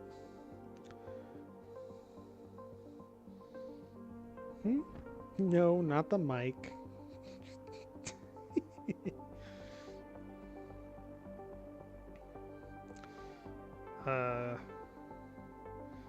I've completely lost the train of thought I had. I put the number down to something. Okay, I don't know if it's just Magnus who's just really delayed on the chat, or if it's everybody else, because that's like 5 minutes old. That was like a 5 minute. That was a point I made 5 minutes ago or so, Magnus. But again, I don't know. What? Huh? You went down?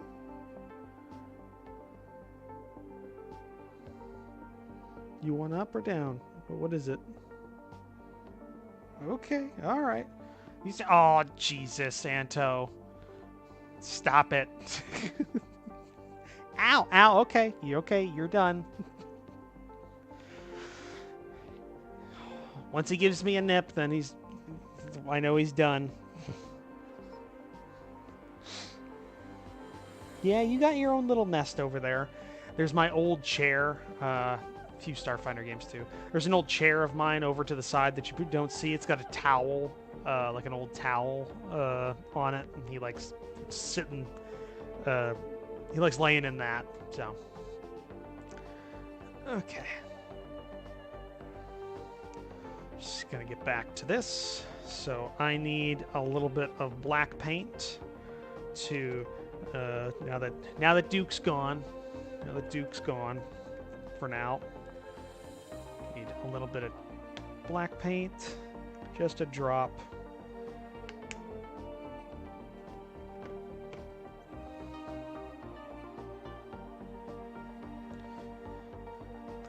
And go ahead, get my Kolinsky brush here.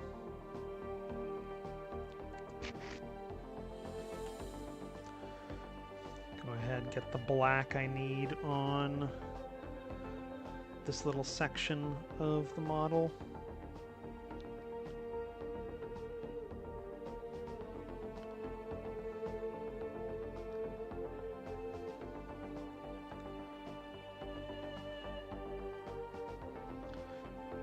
Okay.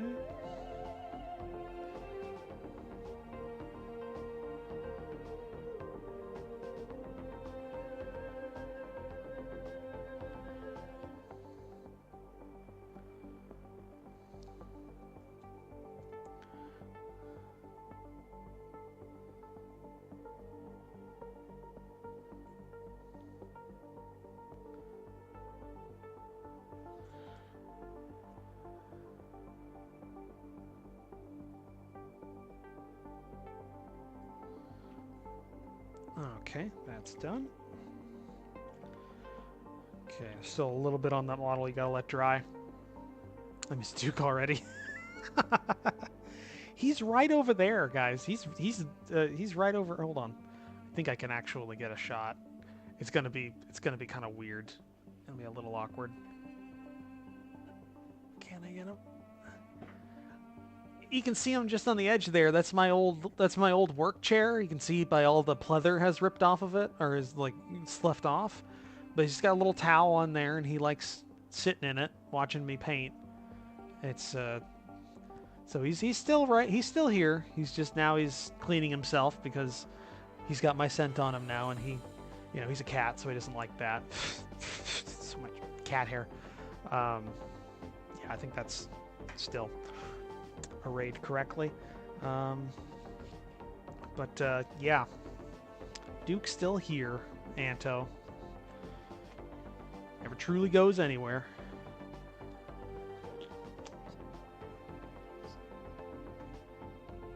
Go ahead and get that back in line. Yeah, there we go. Whew. Okay, get my glove back on. And he's just big chilling. Yeah, he's just chilling. He has the bigger chair. That's the funny thing. He's got a bigger chair. He's got an old like executive chair, like a big and tall executive chair. This is just like a little like, this is just like a little mid-back like Walmart brand kind of office chair. Really bad actually. I hate it, but it's the only one I've got down here that still has like somewhat level seating. So, yeah. Okay. So let me wet the bristles here of this just for the future. I've also been told we're gonna need a paint palette for my speed paints because they don't react well to a wet palette.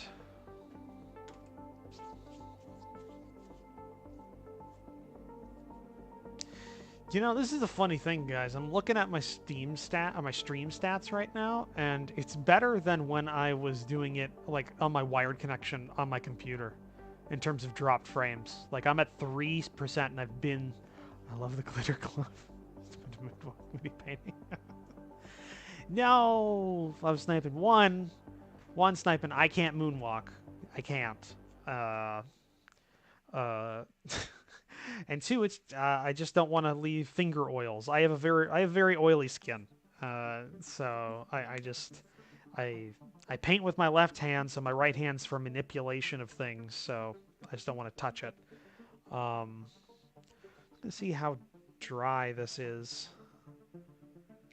It's still got a bit to go. That didn't bring down the metallics as much as I was worried it would, so that's still good. Yeah, there's still a lot in various areas that are just haven't dried up yet. So that's still got a bit to go. The single glitter glove, yeah. But yeah, no, what I was saying is that my stream stats have only lost 3% of my frames, like that have been dropped. Everything else is like, which is 7% better than when I was streaming last week on my PC. So, wonder. So that's odd, but oh well. Well, we're still waiting for that to dry, and I'm waiting for the I'm given the. It's a bit. Maybe. Good thing. No, it's a good thing. I mean, I'm not saying it's a bad thing. It's just weird because like this is a wireless connection. Like I have what is it? Because this is a wireless connection, but this is the first time I've used a mesh route. Like I'm using a mesh wire, like a mesh router system. So I have my main router, which my PC's plugged directly into via cable. But down here, because I only had one bar of service, it was like 20% signal or something like that. It was really bad. I got myself a compatible mesh router that's connected wirelessly to the main router. So it's not an extender, it's a mesh. And it works great. So maybe this is just an example of it just being really good, or it stopped tracking my dropped frames like hours ago, maybe. Who knows? Yeah, I'm just gonna drink some V8 energy drink. Orange pineapple. Don't even know why I bought that. But, yeah. I guess I should probably get... Yeah, I'm waiting for that varnish to, like, really set before I start working on those again. So I'm at that point now where I've got two things that are drying and I don't have a third thing to take up space on the on the bench. So we're just kind of waiting at this point, really. We're just kind of waiting.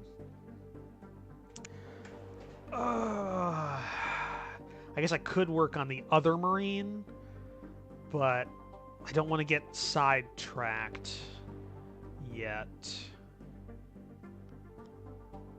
That, and I think I need to review it. I need to review the method a little bit more, so just kind of waiting. But I guess since this is a good thing to like tie up some time, since we are working on the Space Marine Force, might as well just show you what I've got for it, because I decided I wasn't going to build everything this time. It tastes like orange or pineapple. It tastes like both. It tastes like both in an unpleasing combination. But it's a fairly effective energy drink, so I drink it for that. Normally there's like a, I don't know, like a strawberry something that I like, but this one's just kind of a mix of two citruses. That's right, Anto. We're on a tangent. So here is what I picked up for this army. This is the Indominus box, which I picked up without I literally just picked up the Indominus set for the rule book, so this wasn't for this army, but it's worked out that way. This year's Space Marine Battle Force, and then a box of heavy intercessors and regular intercessors. With all of this, I have something close to 2,000... What is it? 2,200 points? I think it's like 2,200 points. Strawberry Kiwi. Yeah, I think that's what it is. It's a lot of Martial Mallets. Another one.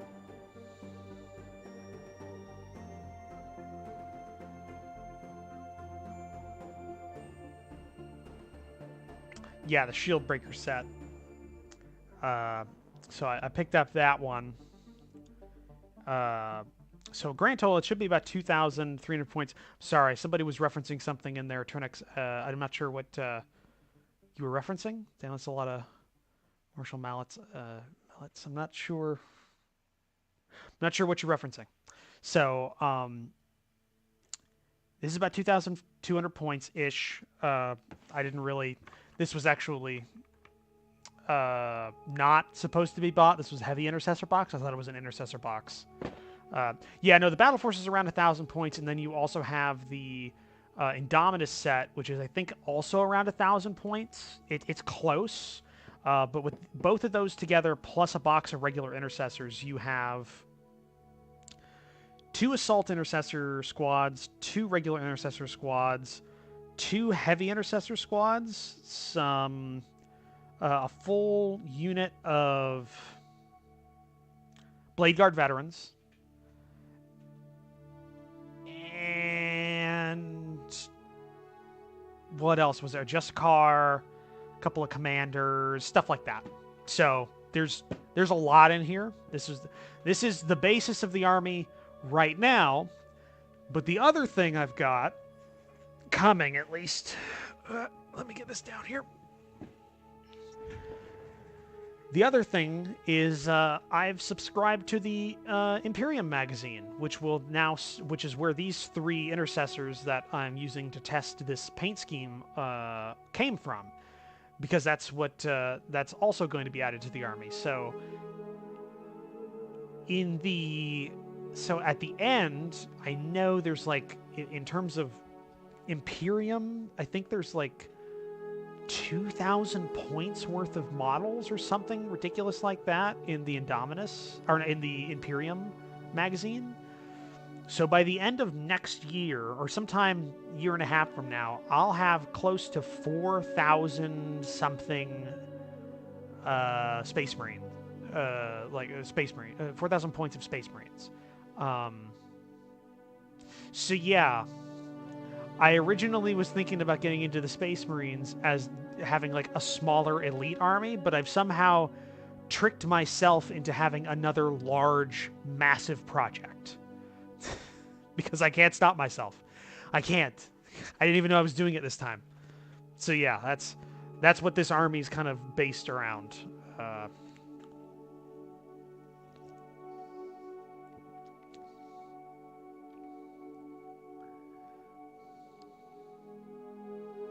Yeah, I love sniping. I agree. The Blade Guard vets are the Blade Guard are really good. I like them. They're interesting. Uh, I've debated 3D printing different shields for them because I don't like the like cross shields that they kind of come with. I would prefer them to have something like maybe a like a heater shield, or maybe like a round like Greek style shield. I'm not sure.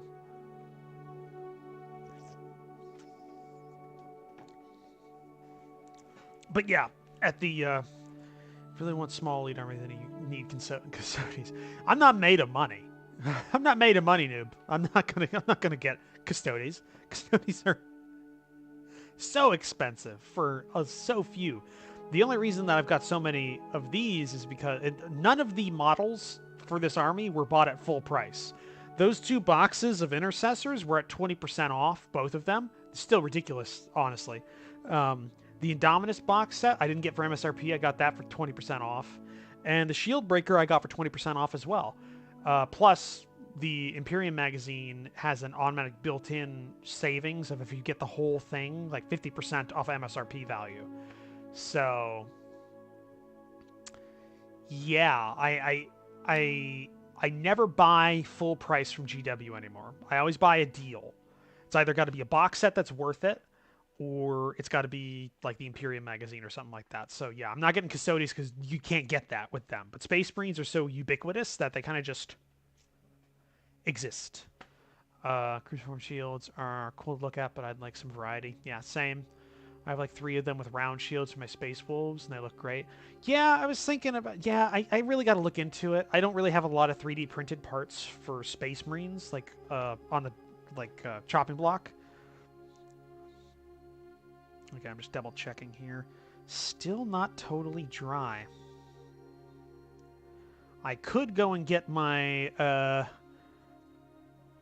hair dryer, but I'd rather not. So we're just going to have another tangent time here. Oh, I guess I should show these since I spent a lot of time working them out. In this little thing here is what's left of... So, barring 3 others, this is one plate of... This is one 3D printing plate from my Mars 2 Pro of shoulder pads that I printed out. But they're not regular shoulder pads. Now that's going to be really hard to show up. They're not regular shoulder pads. If I could get the... I have customized them with an embossed symbol for the chapter. It's really hard to see. It's better. I think it's better in these ones that have been zenithal highlighted. You can see, yeah, you can see that a lot better. It's a roaring lioness symbol. So I'm hoping those work out, but the problem is I don't have anything for the aggressors or heavier like Gravis armored Space Marines, so I'm either going to have to find some shields to use, or some shoulder pads to replace those, or I've got to figure out a way of printing on like decal paper my chapter symbol so that I can apply it. I'm not sure what I'm going to do in that case. I'm not sure about that one. Oop, I just hit the microphone. Post a picture of my Blade Guard veterans. You're allowed to, yeah, no, you're totally allowed, noob. I just, I can't look at them because I'm looking at you on a television, not on my laptop, so I don't have an interaction available.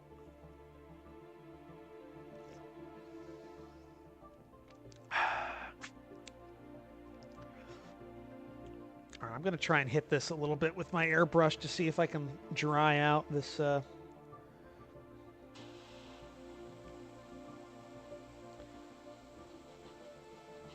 can dry this a bit more.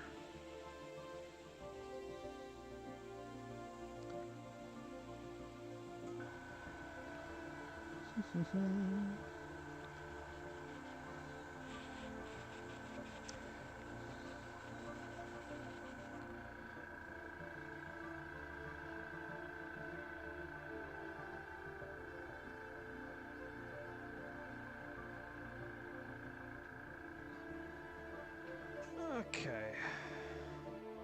Well, I'll dry it out a little bit more.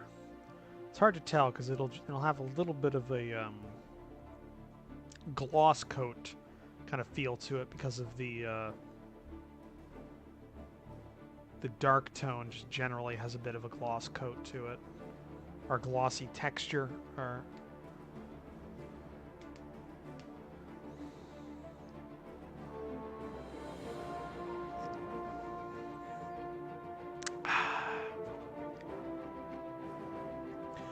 I guess again while we're waiting, here are what's probably going to be just a whole bunch of heads for the Force. I don't think I'm going to need any more. These are from one company that actually make normally like white metal heads that are used for conversions, but they just had a Kickstarter for STL files, and they're perfect as like Space Marine sizes. If I can get, I think I can get the light to come on here. Come on. Come on.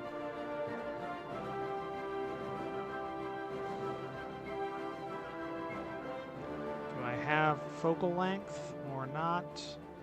I don't think I do. Come on.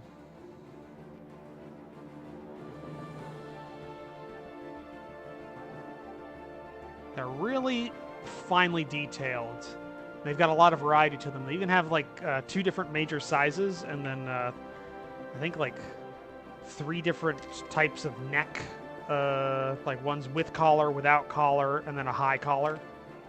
I'm using the high collar large scale heads, and they seem to work fine as a Space Marine replacement, which you can kind of see from this lady here. Doesn't look too out of scale. It's a customized head right there, so I'm gonna look forward to painting them up. For the love of God, will this not dry? Alright, well I guess since that's not going to dry anytime soon, it looks like, we'll move on to something else. Go ahead and paint up the stowage on these turrets here.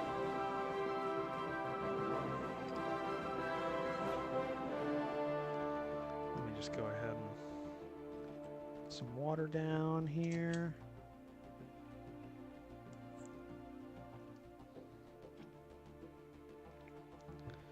Keep the wet palette wet.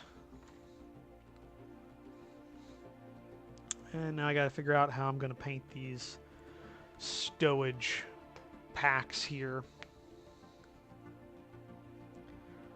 Probably gonna do is get some field gray for one of these. Need some field gray. Probably a couple of tan / khaki colors. Need a brown for the leather. Probably use leather brown from Vallejo.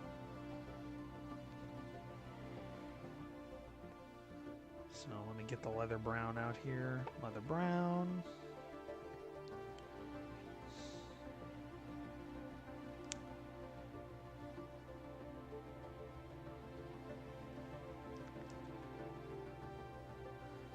Maybe pale brown? No, it's a bit too, that's close enough to the straps, it'll blend in.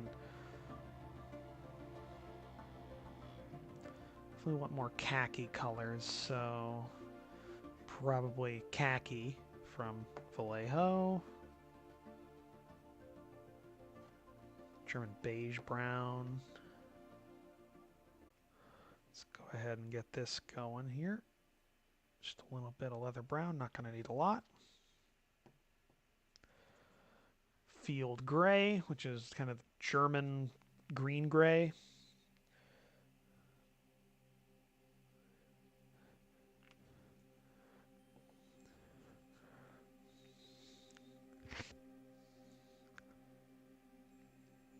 So we're just going to paint up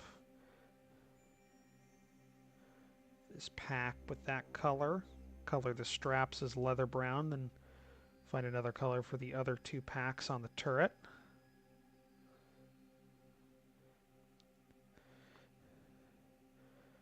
And since I spent so much time doing a lot of really fancy things with the armor on this, I'm not going to do anything fancy for the stowage. Because if you put 100% effort into everything you do for a model, you'll never finish. So I'm just going to paint it a color, give it a wash, and then highlight with the original color, and then that's done.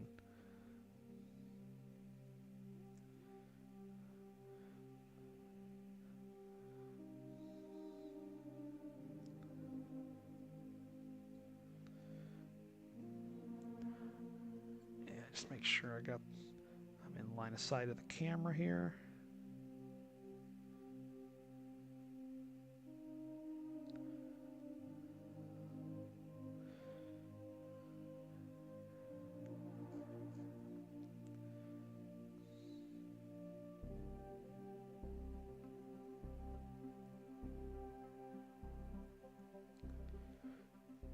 Okay.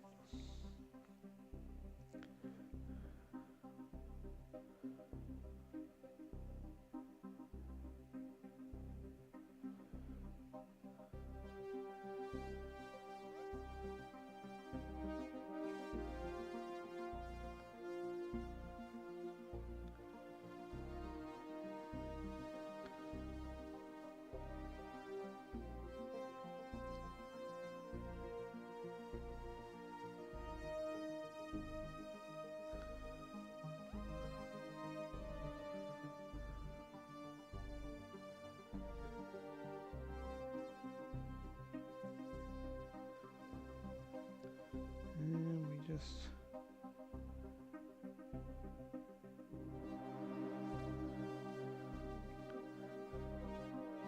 through that. Shouldn't take too long.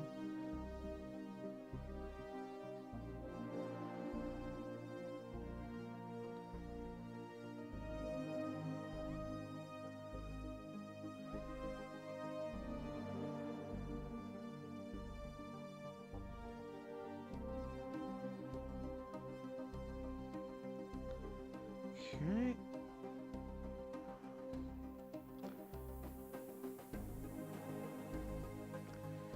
See, the stowage is actually, even though it's hand brushed, for these transports, the stowage is actually the part that takes the least amount of time.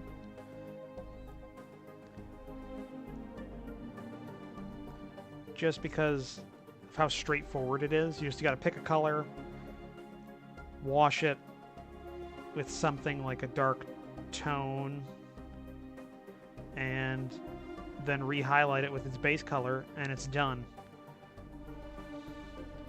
Really not complicated.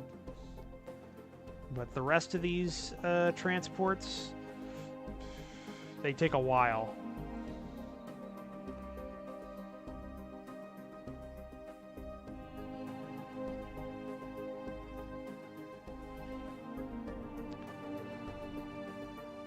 Was that question mark directed at me, noob? I didn't see it till now. I haven't looked up there in a bit though, so.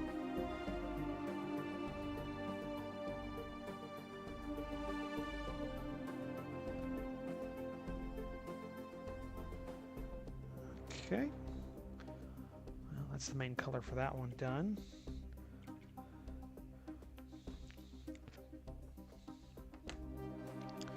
So Now let's do a beige. Let's see how that works.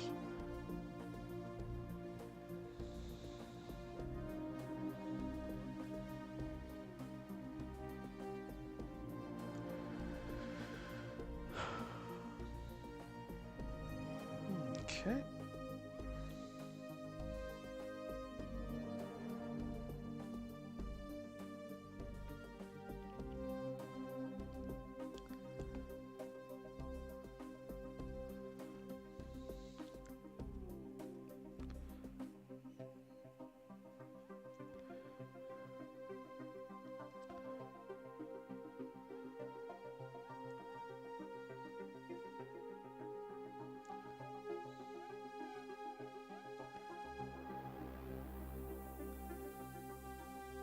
Very bright beige, but that'll work just fine.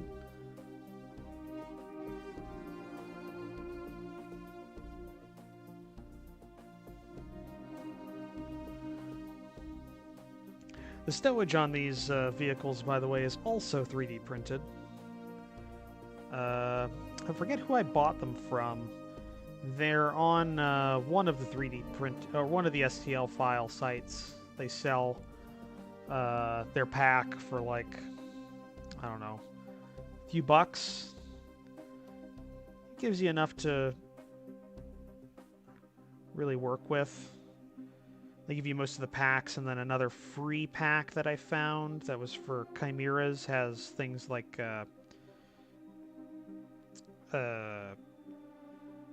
more hard stuff, like hard cases and rolls of like tarps and jerry cans, that kind of stuff. I've used them somewhat liberally on all three of these. You really want them to kind of look lived in. It also decreases the amount of like flat sides to a vehicle that would otherwise look kind of ugly or boring. Gives it more character. It's kind of was what I was looking for.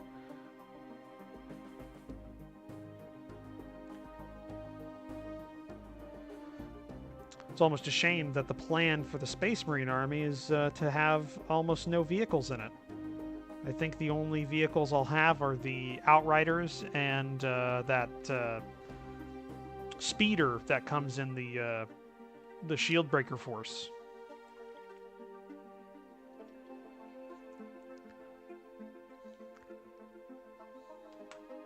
Just want to make sure the chat is still working here.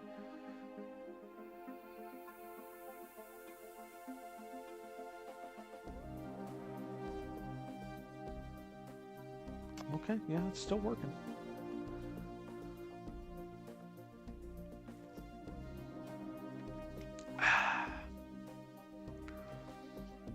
Okay. A brown or another khaki? Probably another khaki. Keep it bright.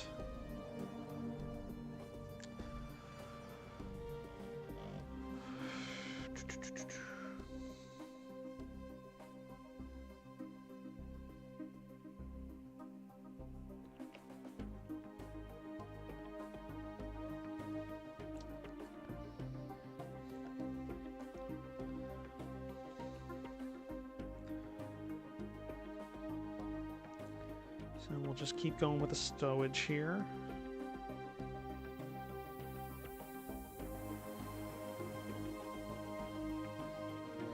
Get this painted up. We'll then do the straps for all of these and give it a wash.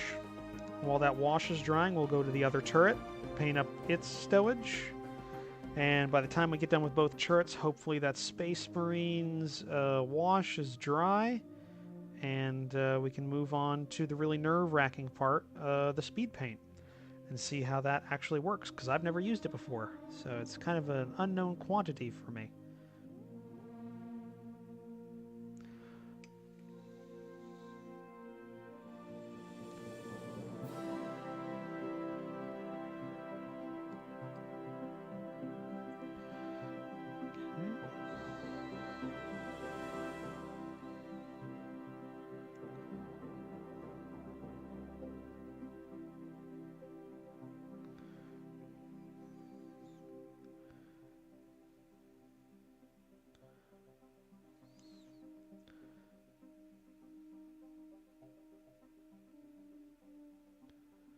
All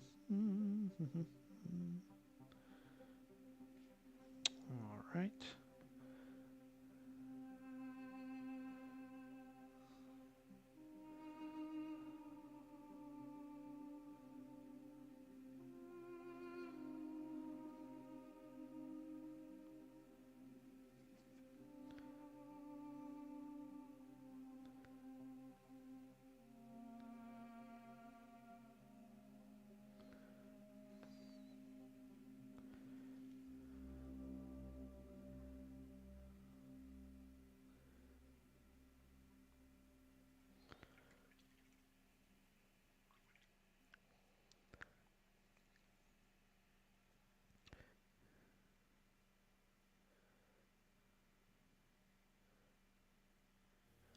All right.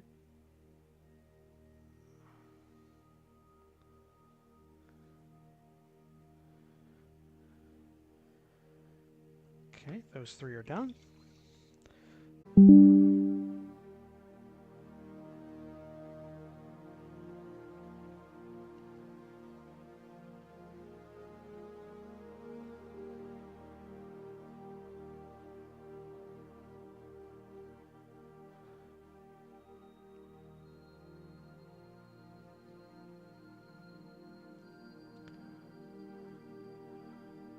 Okay, it looks like actually that was the first major drop-off that we had there. Like the actual internet just cut out for a second. So once out of or one time out of a few hours isn't that bad for a wireless connection like that. So I'm happy with that.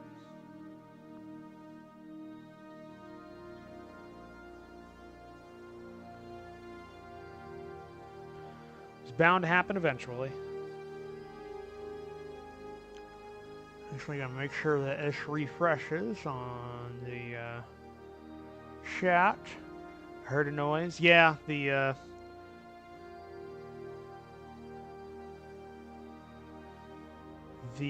OBS disconnected for a second, and you might have heard the reconnect noise. I'm not sure. But I'm back now. With my mediocrity.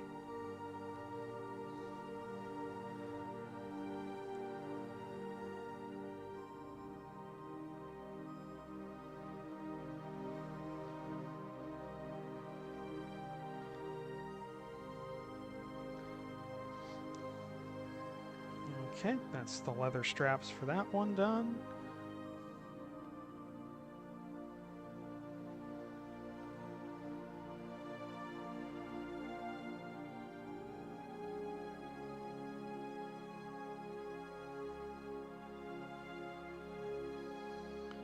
Okay.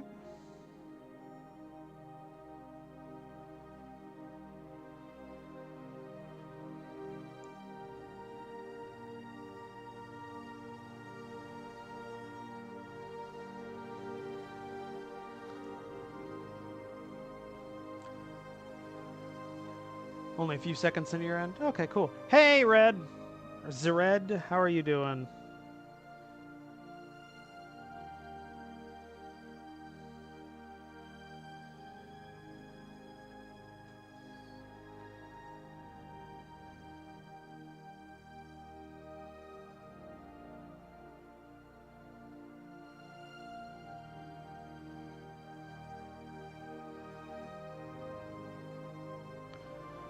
Okay.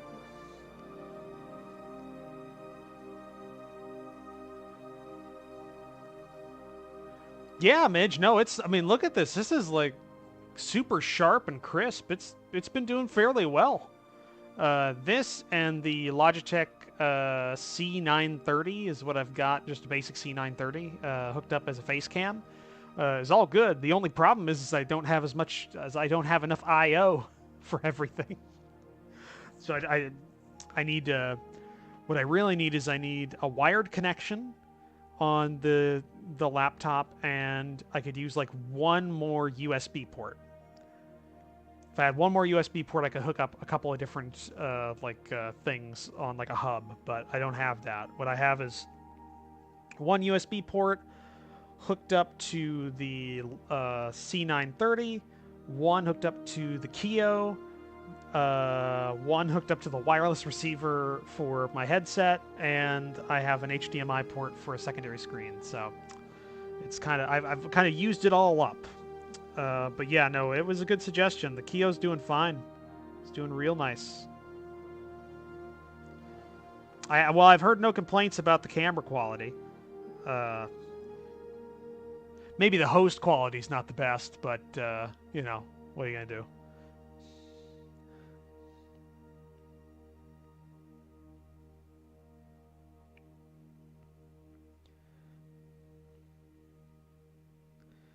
But yeah, just been plugging on, trying to finish up some of these projects. Had an interlude of about, I don't know, 10 minutes where Duke decided to pop in and he wanted cuddles. So he actually had his first prolonged period of time on stream because he was in full sight of everybody. Because he wanted not just cuddles, he wanted me in my arms and be held like a baby because he's a child.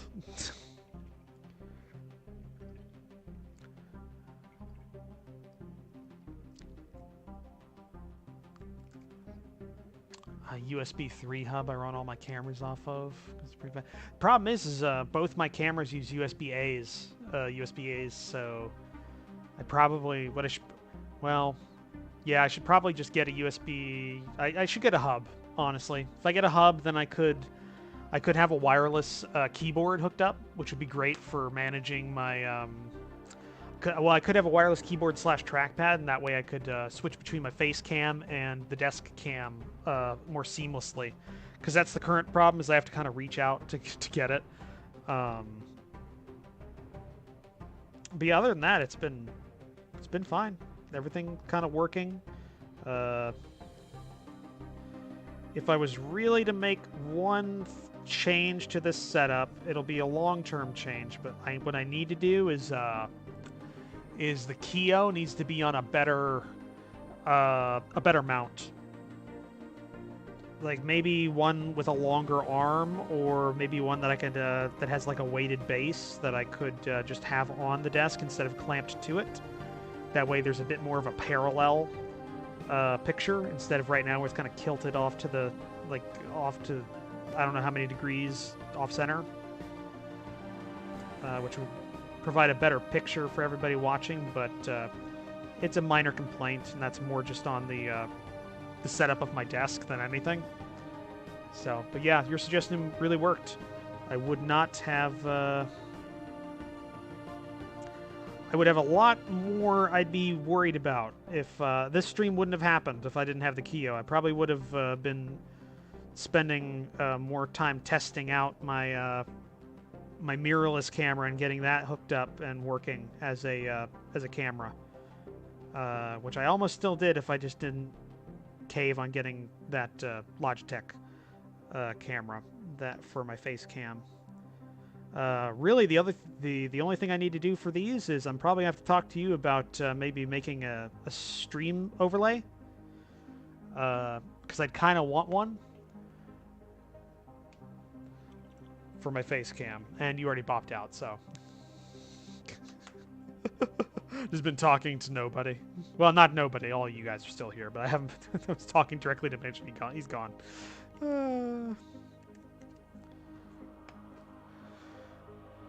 Whew.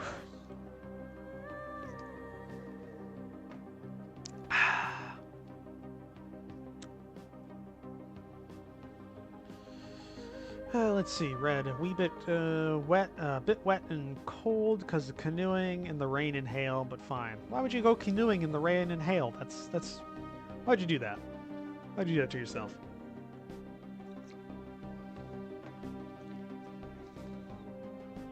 Okay. What do I want this pack to be colored as?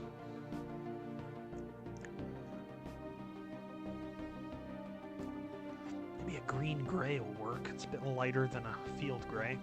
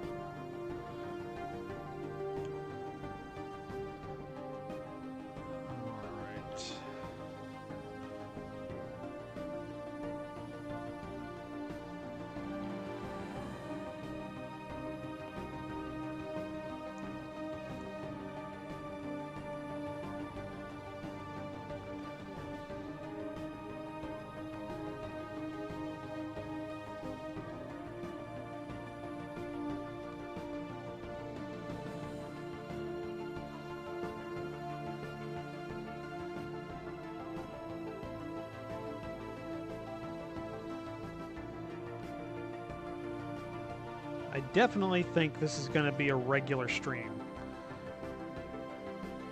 Saturday, right around 1 for me. I'll just stream my hobby stuff. I've got enough backup. I've got enough projects in the back burner that I can have content for a while. Because this has actually been doing fairly well in terms of metrics.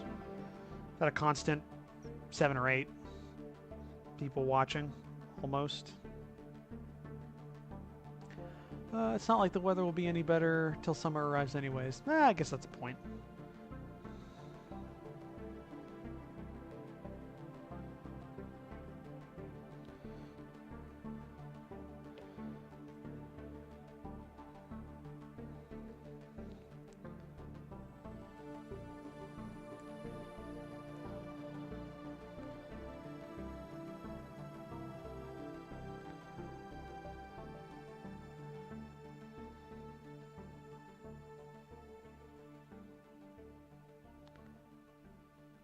What I'm going to need to do for next week's stream or for future streams is be better about advertising it.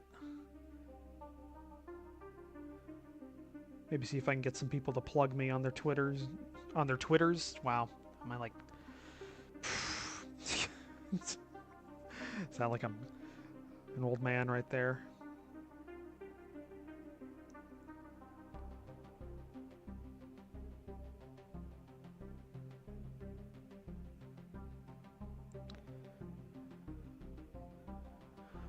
Is that content and tangents are all you need? Yeah, basically. Heck, even when I was doing like Let's Plays on YouTube and stuff, like half the time I was going on tangents.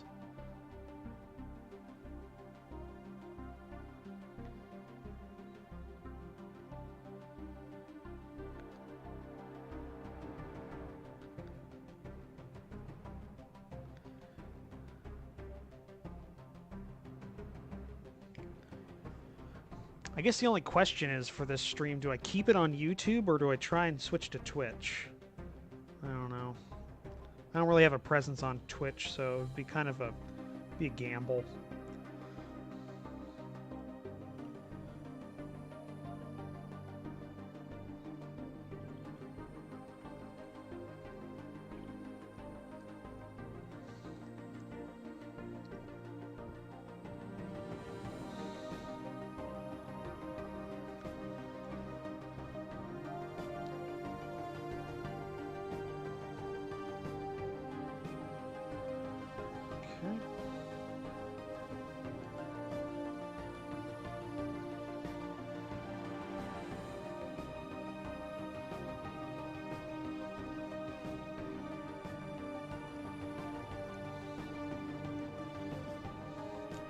Twitter's New York social media star. Yeah, there's definitely a delay going on with either Magnus or my whole chat. Wonder if I've got a built-in delay set up by accident. I said that a while ago.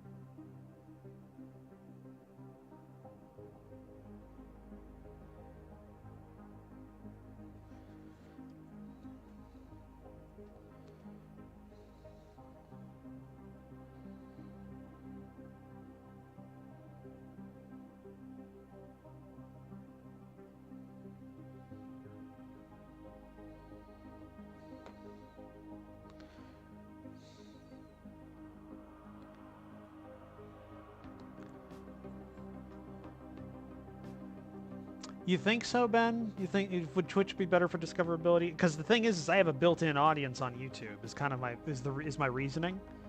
Like, you know, I constantly get about 7 or 8 people showing up for these, even on short notice.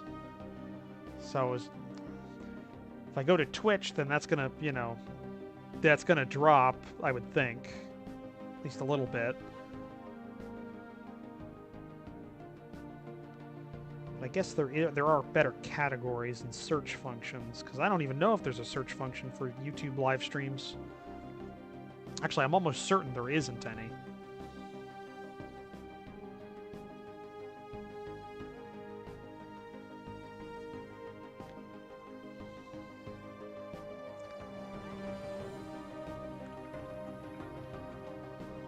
There's a solid 30 seconds or so. Yeah, it kind of feels like it, I guess. Oh, hey, Lake. We're a few minutes behind. Could be Twitch battery's capability. Might be due to wireless. Says latency is 25 seconds. Insufficient. Check settings next time. Actually, no, the Anto, I can't dual stream because dual streaming requires double the bandwidth to push your streams because you're encoding to two separate areas. I can't do that. I'm already kind of pushing it with streaming one stream, so, you know, I don't want to risk it.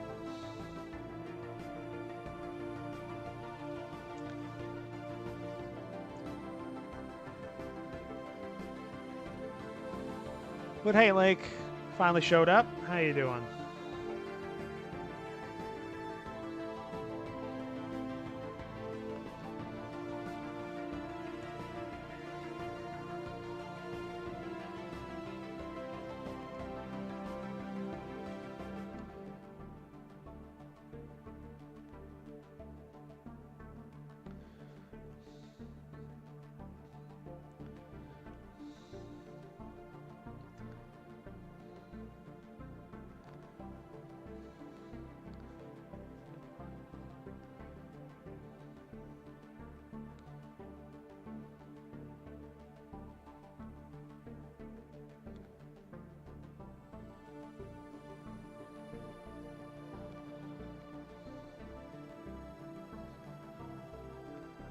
Mary's and start just kind of working on stuff on the side. Oh, okay. Well, you could have piped up earlier, man.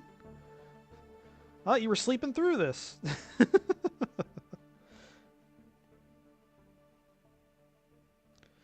Down his internet like dual streaming. Yeah, the red. Yeah, basically what I said. But you probably.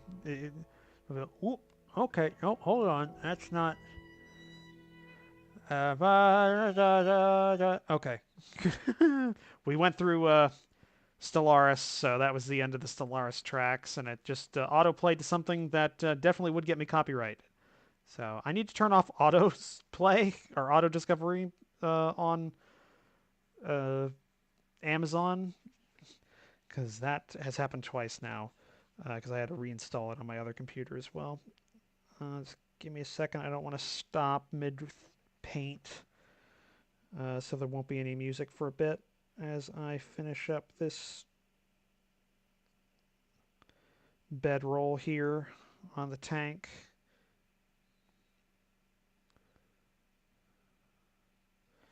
Once that's painted, then I'll go ahead and load up the Surviving Mars soundtrack.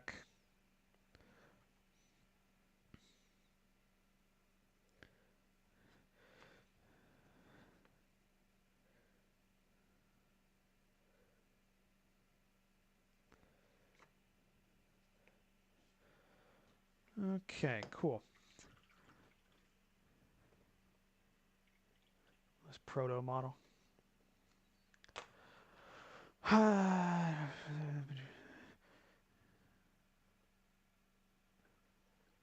Yes, the red. I do. I live in the middle of nowhere, Illinois. So I don't have great internet. In fact, the only reason I have the internet I currently have is because I have Starlink,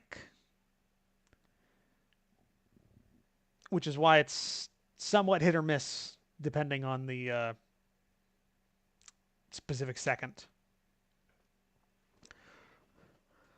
Let me just find the Surviving Mars track. That's the one I was wanting to kind of turn on.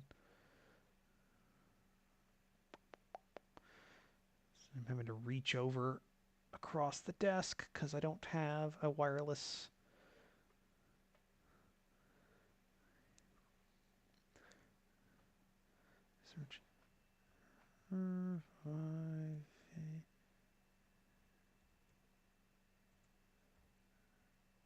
Surviving Mars. There we go. There we go. Found it.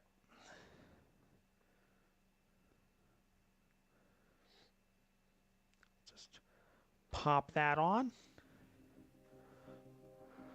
Okay. Since we got through one track and I've had about, I don't know, one whole thing of water and 2 cups of tea and most of an energy drink, I'm going to use this time to have a little break. Since all I have to do left is the straps on these stowage bits, and they'll be ready for a wash, which I'll wait on until I do the rest, because I like doing one step at a time with everything. So this should be dry now, so we'll get to that. At least I think it's dry. It's as dry as it's going to be. So yeah, I'm going to go ahead and use the bathroom, and I will be right back.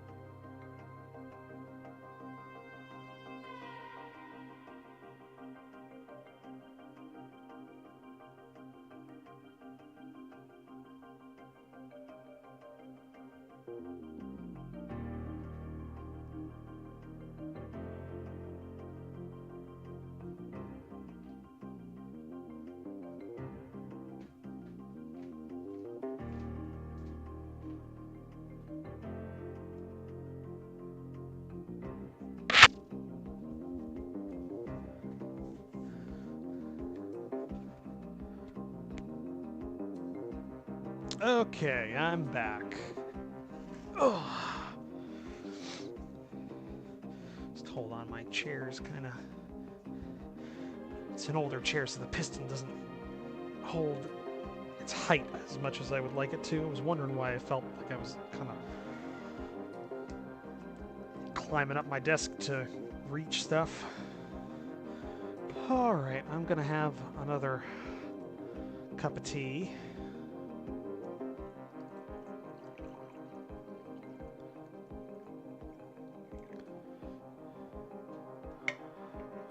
I'm almost through my thermos.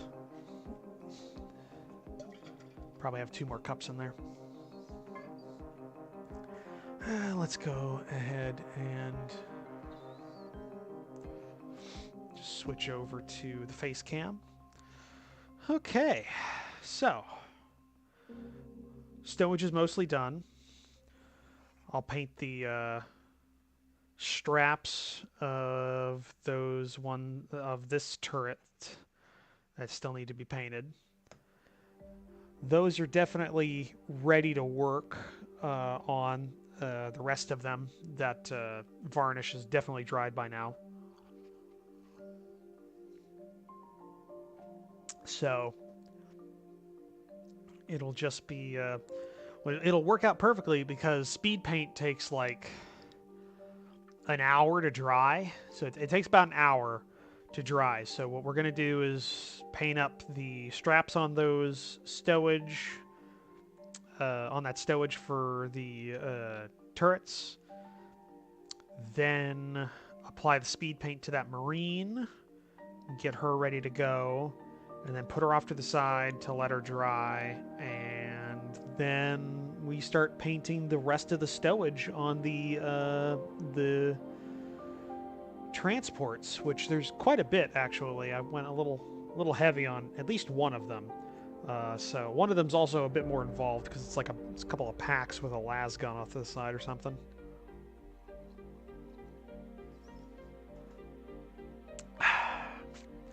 So how's everybody doing out there? Chat's a little... Ooh, okay. I can see what was going on. Let me just go ahead and put that to live chat. Make sure I wasn't missing anything. Okay, I wasn't. It's just...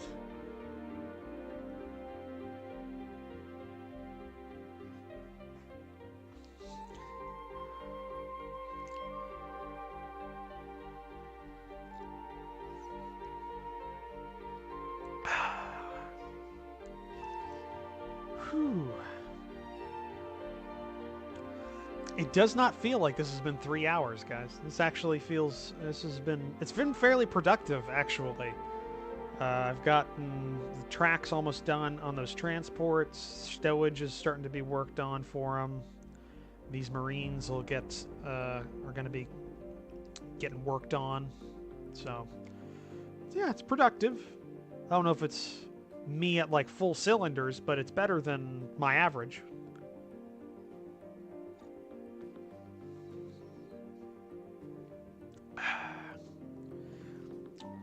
So, any questions or anything like that?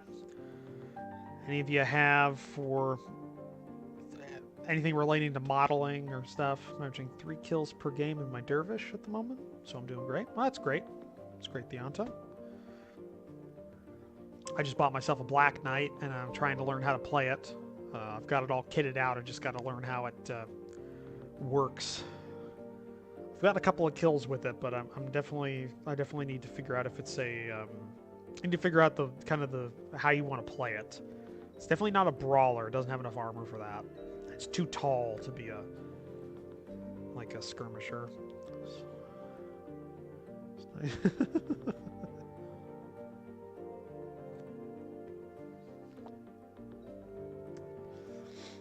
Owls are nice. Check my stream settings and see if I do have a delay programmed in.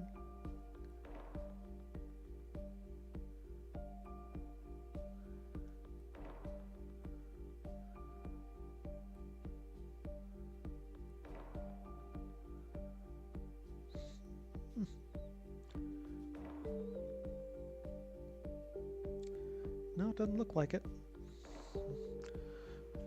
Do I paint things so I'm useless here? Ah, you're not useless. I mean, if you have a question about what's going on or why I'm doing something or anything like that, go ahead. I'll answer it. I've been painting for... Oh, God. Since 2007? So... It's been a while. It's been a long while.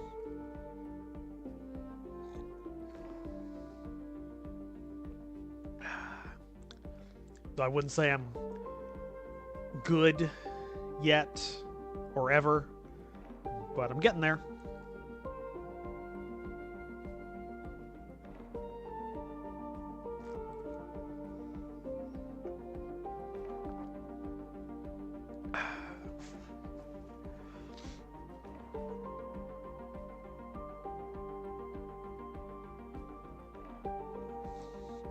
Is the painter in the family still also useless?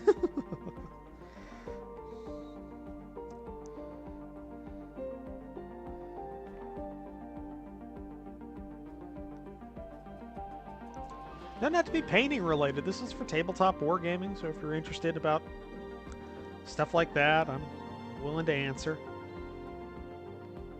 Or if you're just here for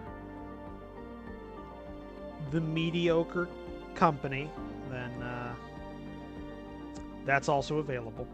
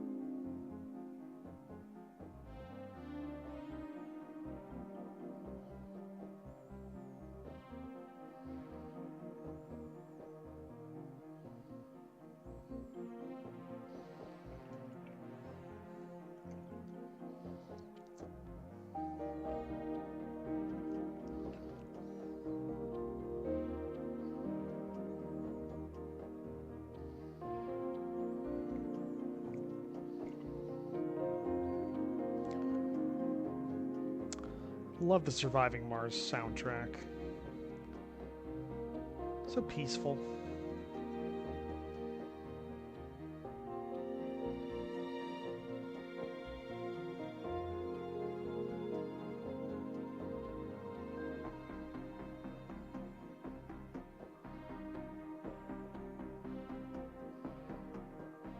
The only problem is that kind of every city builder hits that point where there's a where it's not a challenge anymore, where it's more just testing your patience with like how long it takes to do something or how petty your inhabitants are and their needs. It's kind of my problem with city builders or city management kind of games, or settlement management, I guess, in the terms of Surviving Mars. I mean, the theme can really push it for a while, because, I mean, Surviving Mars is really nice. I actually just started playing another game. If I couldn't get this to work, that was the fallback plan, was just to play that game on stream. Is a game called Foundation, which I'm really loving. It's like a medieval village, or I guess a medieval like settlement simulator, or I guess management game. But I really like it because it doesn't require me to lay down roads or plan that kind of stuff. It kind of, they organically form by your settlers like moving in optimal paths, which is kind of like how roads would form. So they actually do kind of look like what they should look like as a medieval kind of settlement. It's got like interesting estate systems and stuff. I kind of like it. It's been fun. I put in a lot. Hey, Steam Deck. Nice. For a second, I thought you got a Stream Deck, and I was like, you said you didn't like streamings. No, Steam Deck. Cool.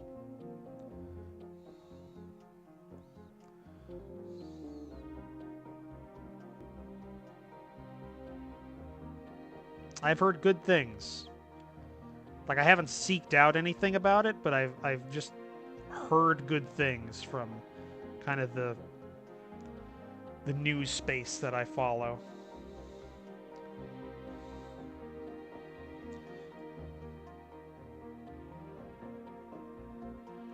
Hopefully it is better supported and kind of turns out better than that, whatever that that home like gaming system thing that Steam had for a while, or that Valve tried putting out, that they kind of just abandoned after a point.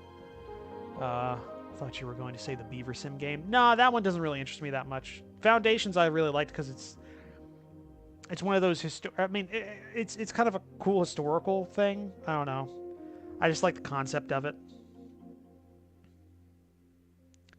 That, and I got it on sale, so, you know, I just kind of picked it up. I don't know, like, the day I got it on sale, I was really not productive at work, because I think I put in, like, I don't know, 10 hours in that game before I kind of realized what time it was. And I had to kind of quickly catch up with some work stuff that I had planned on doing that night.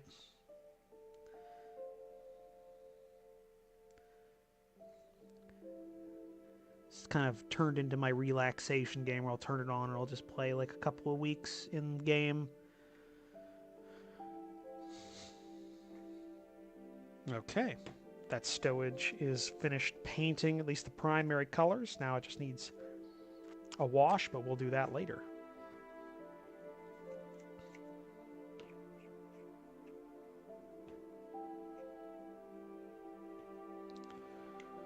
Okay. You can see why I really like this painting handle, just the fact that you can just screw on a cap that you've got your mini, like, blue tacked onto. It's so much easier than a lot of the others. I know there's one that's, you can use magnets, like it's a magnet-based one, where they even sell the bases for, like, the primary sizes of bases of most games use, and you can just put a magnet in them, and then it sticks on through magnetics onto the painting handle. But I like this. I don't know. It feels more stable. I'm just going to check something here. Is this dry or is that just glossy?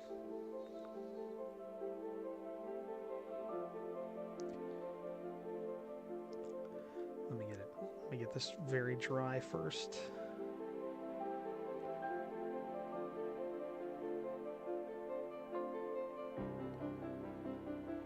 Yeah, it's just glossy. That is dry. Cool.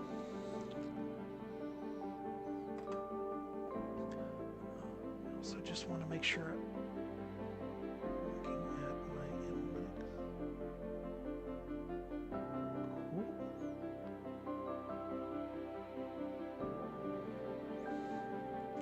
All right, so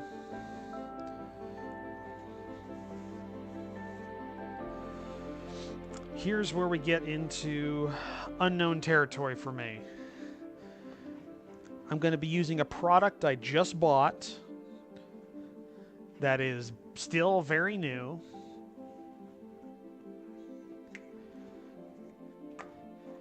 And have been told is a little finicky. It's a good thing that this is just kind of a quick build marine that I don't really care too much about, so I can kind of not have to worry too much about him.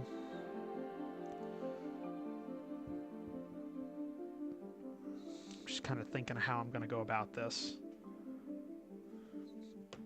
So essentially, what I'm going to be using is a speed paint for the armor. It's just pallid bone, so it's kind of like a parchment-y kind of color. Parchment-y, sandy kind of color. The thing about speed paints is it's a lot like a GW contrast paint. Except it takes a lot longer to dry, and they kind of need to be sealed in after you paint them, or they can be reactivated. But just in general, speed paints are somewhat difficult to work with. I guess contrast/speed paints are somewhat difficult to work with because you got to be really neat when you apply them. Because if you get them on something, they kind of... Well, if you get them on something, you can't really go over it again because it's because of the way that it works. It's trying to... It's a one coat solution, and it uses the lower layer as kind of what it's how am I trying to explain this? Normally you're supposed to put this over like a white base coat. If you put it over a white base coat, then the high points will have the least amount of pigment, so they'll be brighter, which will make it look like it's like a highlight. Kind of the mid-tone will be there, and then there'll be a darker tone. This I'm kind of tricking it because I've done a value-added highlight instead of just a straight base coat of white. So I'm hoping this works. We've also applied that wash/glaze/flow improver coat on this, which means it's a little smoother than it should be, so it should glide right into the crevices. But we'll see. We'll have to see here. I kind of do want to check something about the Marines, as if they have a leather belt, or if that's just armor. If that's just an armored diaper. So I'm actually going to look at some box art before I go forward here. Not that it really matters, it's my Marine, but I'm just going to check.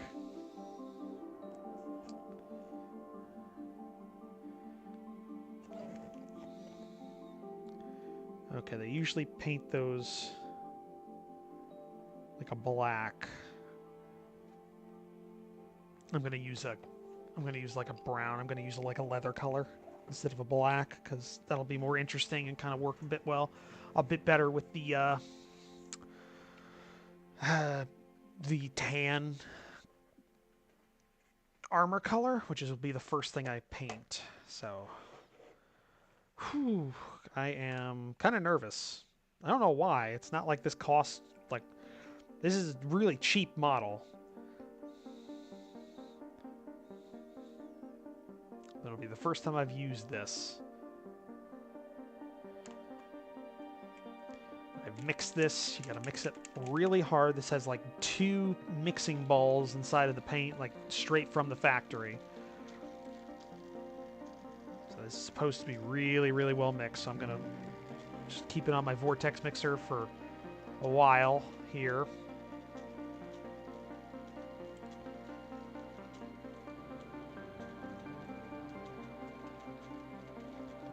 Okay.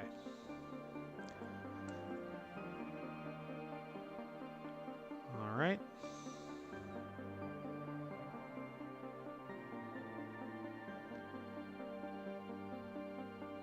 Whew, that is very thin.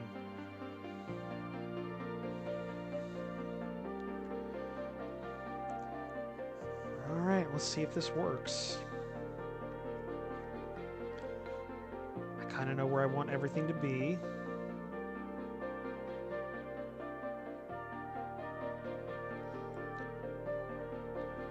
Just trying to pick out any bits that still looking a little wet, but aren't. They're just got a little glossy coat on them. Okay, so wow, that has a strong smell to it. I knew that the speed paints had like a resin base to them, so you can definitely smell that. I definitely can't hold the tip of a brush with my tongue like I normally do with this one, so I'll have to do the twist method. All right, here we go. Yeah, I'm gonna do it. Load up the brush, and then you start.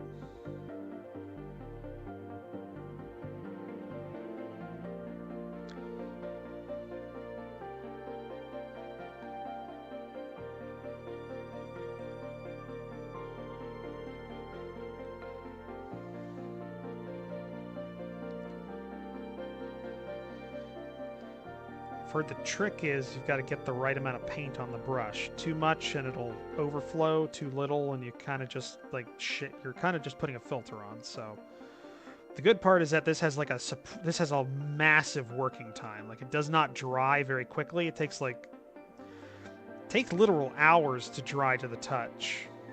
Or I guess dry to the point where it's not going to affect things.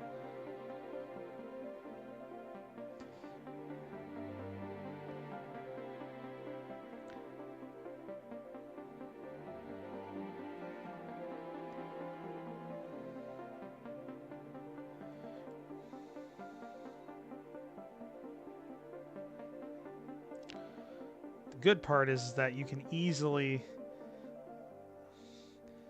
clean up a mistake if you put a little bit somewhere you're not wanting it, because of how much work time this paint has with it.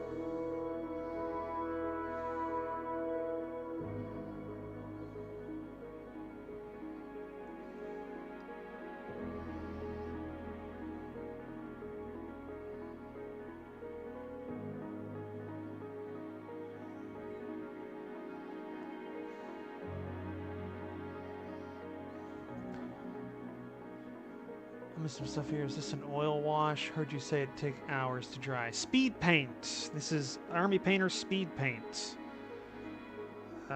It's notorious and or famous, depending on, I guess, what brand loyalty you have, for being a little finicky compared to contrast paints. In the fact that it takes longer to dry and has I guess a bit less margin for error than contrast paints. Now, I don't work with oil paints yet, I guess. I work with enamels, but yeah, I don't work with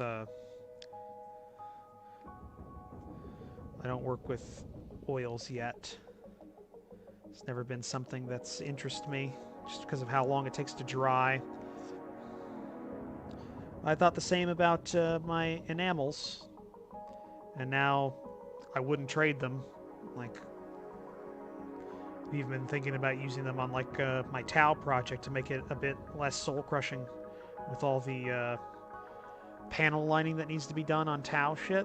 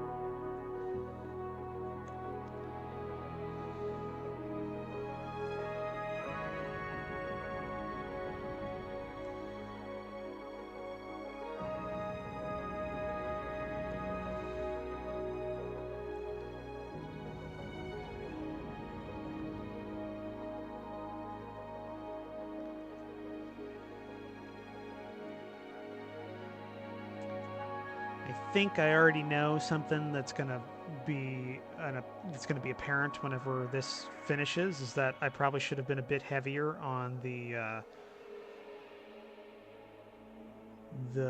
highlight layer.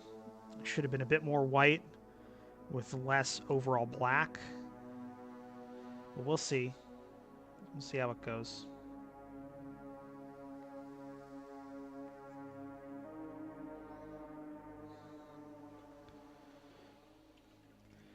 Gonna go ahead and clean up one thing.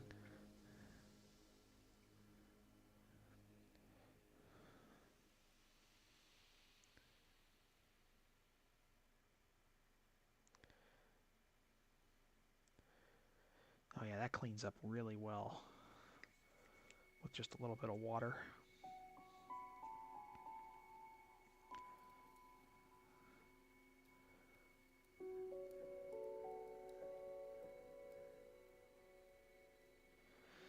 I can see that I'm liking the transition from light to dark that it's doing. It's still drying, obviously. But it would have been better with a little bit more white, like a heavier white.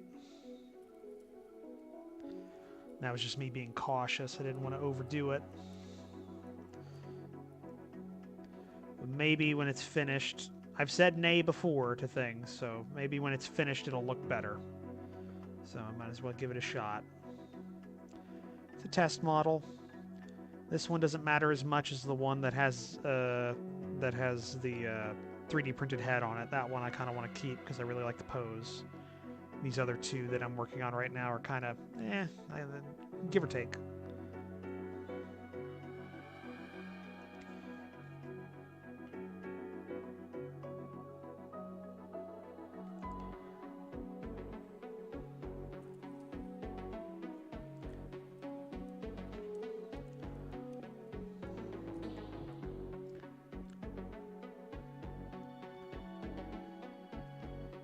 I think somebody posted in the chat, but I just want to get this arm done before I look up.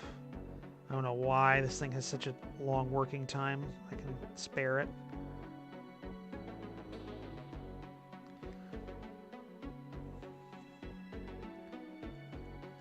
What was that? Speed paint. Yeah, I need to get some speed paints. Heard nothing but good things about them. The way a spirit thinned oil paint just rushes through all the crevices and all the 6 use. Hold on. I'm absolutely gonna try it on a chaos night sometime. I mean, yeah. I use I got it right here. I use this for I use AK Interactive panel liners for my panel lining. They're enamel based, so they're kind of a happy medium between acrylics and oils. They have a working time, but it's like, and they can be reactivated with mineral spirits, but it's not as long as oils.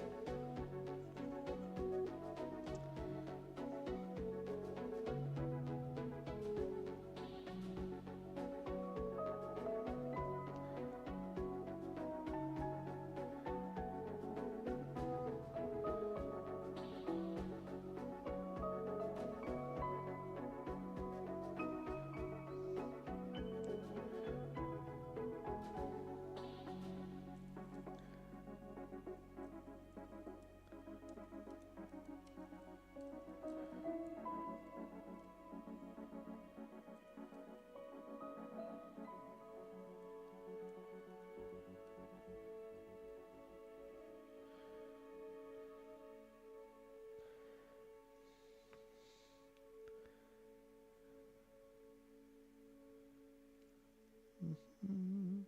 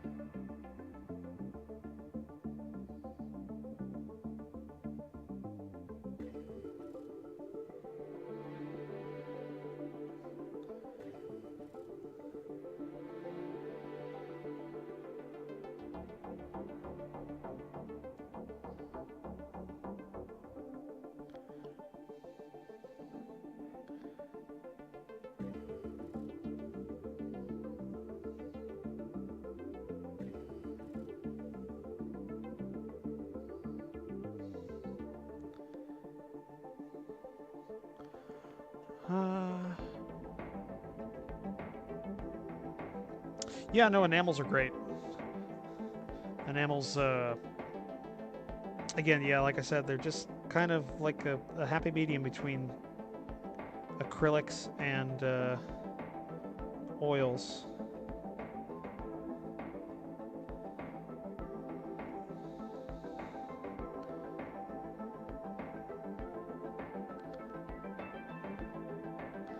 Even though, depending on how you do it, oils can be like dried and like ready for like the next step kind of thing really quickly, depending on how you thin them and what you thin them with.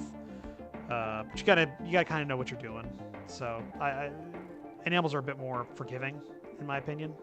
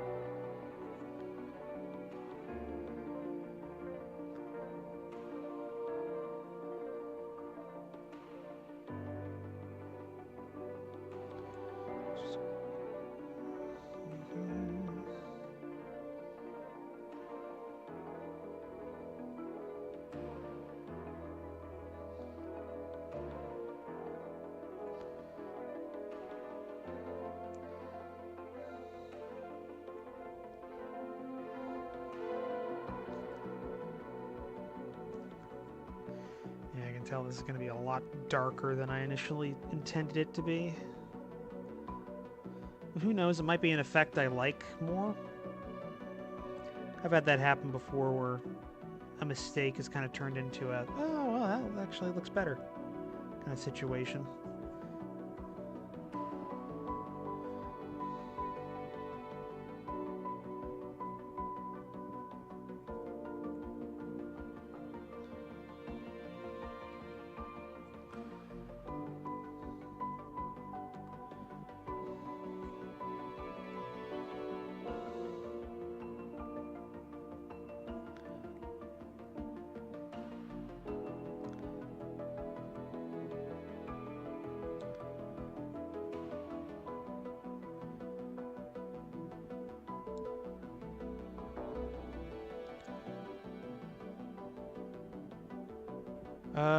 Sorry, I haven't been looking at the chat. I've been really focused on making sure I don't screw up the application of this paint. I see I missed one spot. I need are these tracks pulled from Surviving Mars? Yes. Actually, I'm just little look behind the curtain. These are just taken from Amazon Music. I use for all my like stream music is just Amazon Music stuff. But I only use Paradox game tracks because they're all done in-house and they are okay with content creators using them for their stuff. So it's kind of one of the few like that you can kind of get away with using. So make sure.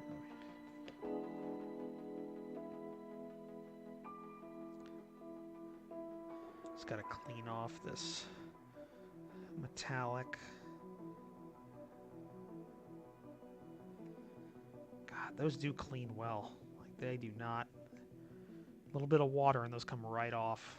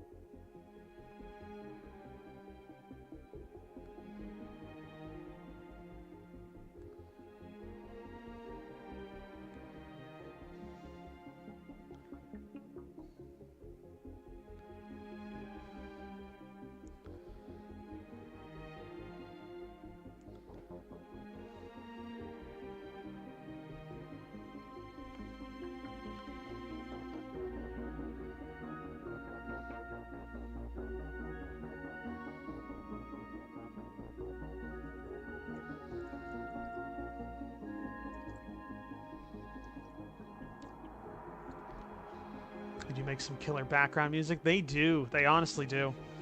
If I had to... Ooh. I guess they don't make it in-house, but I have to say my favorite music track from like a Paradox published game is Battletech from Harebrained Schemes. I think their music's probably the one that sticks with me the most.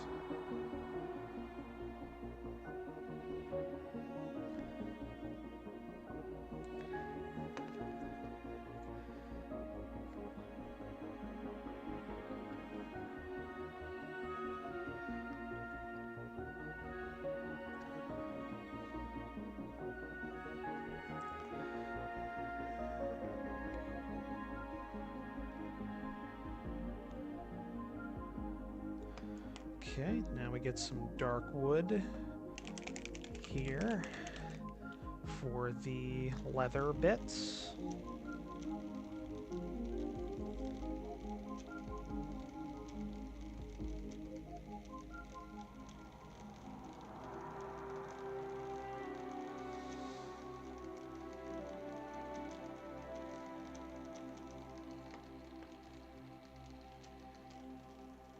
Really is. Really is. Harebrained Schemes Battletech is a great example of how to do that. Like, how to do that franchise.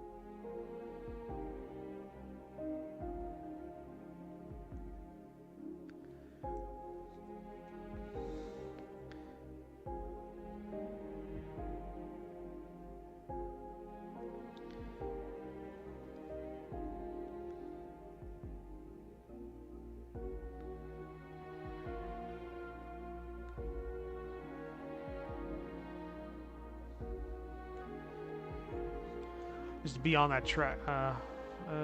Gorgeous models and textures. Cutscenes were beautiful, and the music was just perfect. I wish they had gotten campaign expansions, though. Can't wait. Can't stand replaying content. First model I painted was an Atlas statuette. I am also a huge fan of BattleTech, like the lore and the world and stuff. Honestly, it's one of the few miniature, like tabletop miniature games that I have not like gotten into that I actually really want to. It's not for lack of interest. It's more just for lack of people to play with if I did get into it. But I guess technically I usually just run games for conventions and stuff anyways, so that wouldn't be that big of a deal. But yeah, I love BattleTech.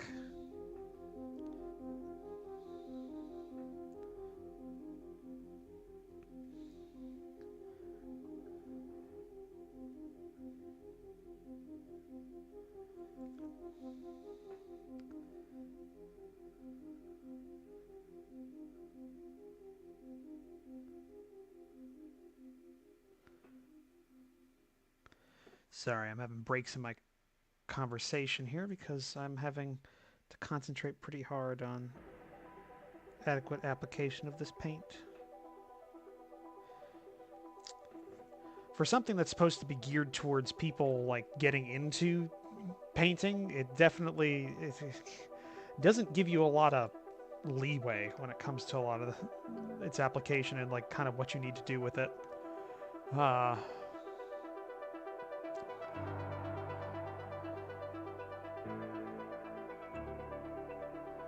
Yeah, basically War of the Roses in space. Yeah, I don't know if you're familiar, but there's a YouTuber who does music, and his primary thing he does is 40K. It's he usually does music for 40K, but he started doing a couple of songs that are based off of BattleTech lore. His name I think it's Stringstorm. And quite literally, I think like this week he released one that was The Last Stand at the Black Watch, which, if you know anything about the lore, is like a major event. And yeah, it's a banger. I love it. You should definitely, if you have a chance, you should definitely look into it, because it's good.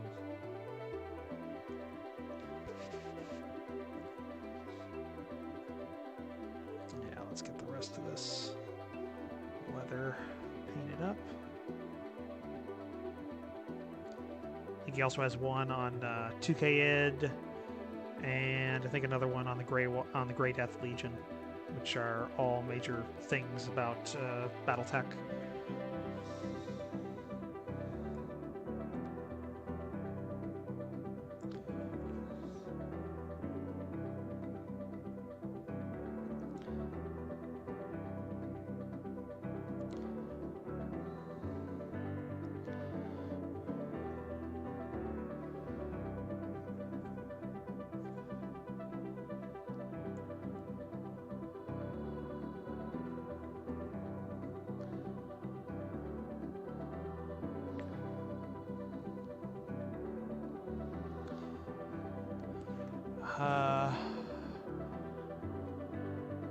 Yeah, Stringstorm, yeah.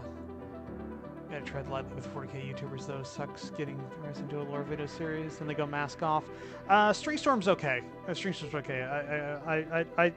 I don't think he'd be one of those, and yeah, I know what you mean. I avoid those guys, like, a lot. I know the ones you're talking about. Okay, that's it for the leather. So now I need a gray for the bits on the inside. That's gonna be, I'm gonna need to go get one for that. Let me go get a gray.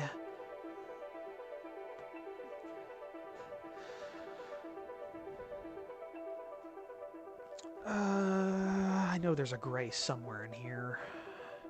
Gray, no, nope. Gravelord Gray, maybe? Is that supposed to be green, or am I just going blind? Camo cloak, is it just a really pale green? That's a really pale green, okay. That might work.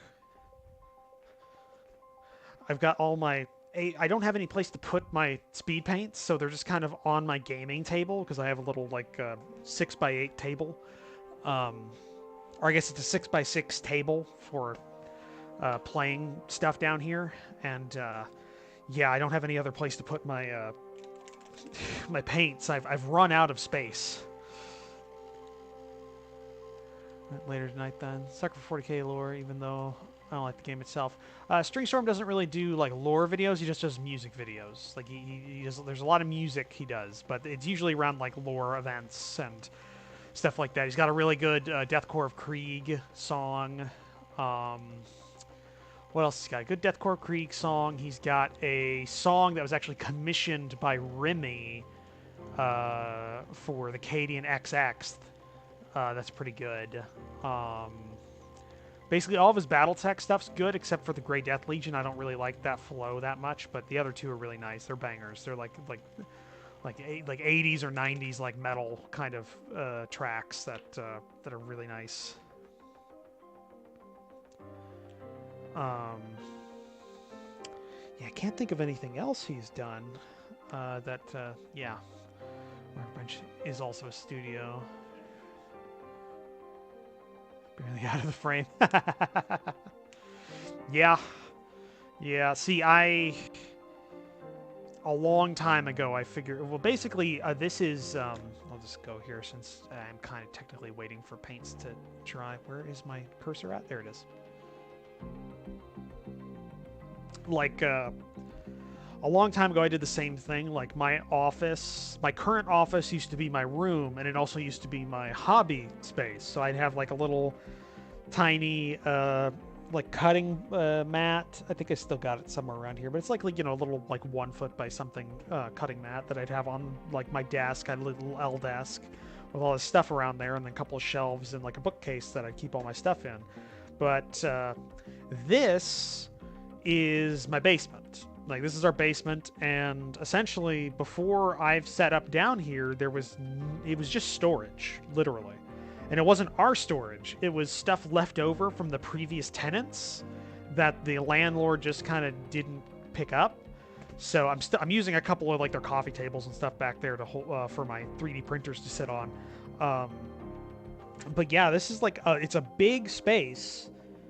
I got a fireplace right over there. It doesn't work, or at least I'm not gonna try. But yeah, it's got enough space that table back there is that's like a 6x6, or that's like an 8x8 or something like that. Was it 6x4? I don't know. It's big enough that you can have a 6x4 like standard game table, but also extra room for like deployment and stuff. It's really nice. There's some stuff over there, but yeah, this is like, it's kind of perfect for what I need it for. And I've got like just all kinds of storage everywhere. It's kind of, I call it my hobby shop because, I mean, it really has no other use anymore. I've kind of thrown out all the stuff that was being stored here, and now it's just for my stuff. My stuff and the water heater. Which is in a separate room behind a door, so it's not even really that big of a thing. Okay, let's get the...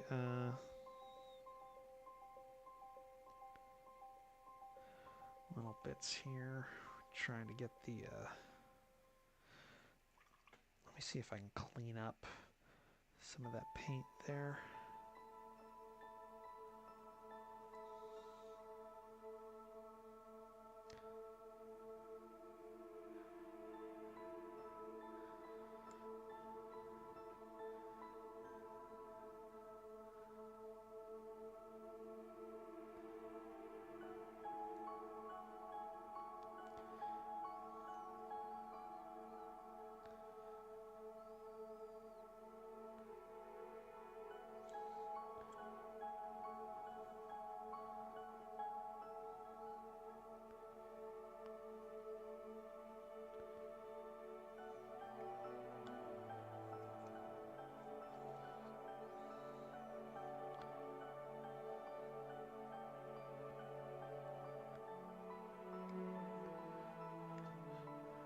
Is it a gas fireplace? No, it's an actual, just regular fireplace.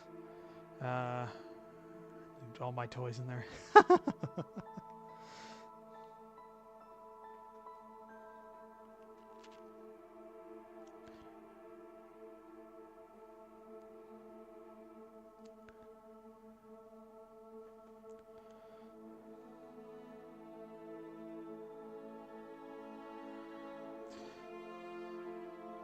It's a regular fireplace, but it definitely hasn't been cleaned in a long time, so I'm not going to try it, and I wouldn't risk it.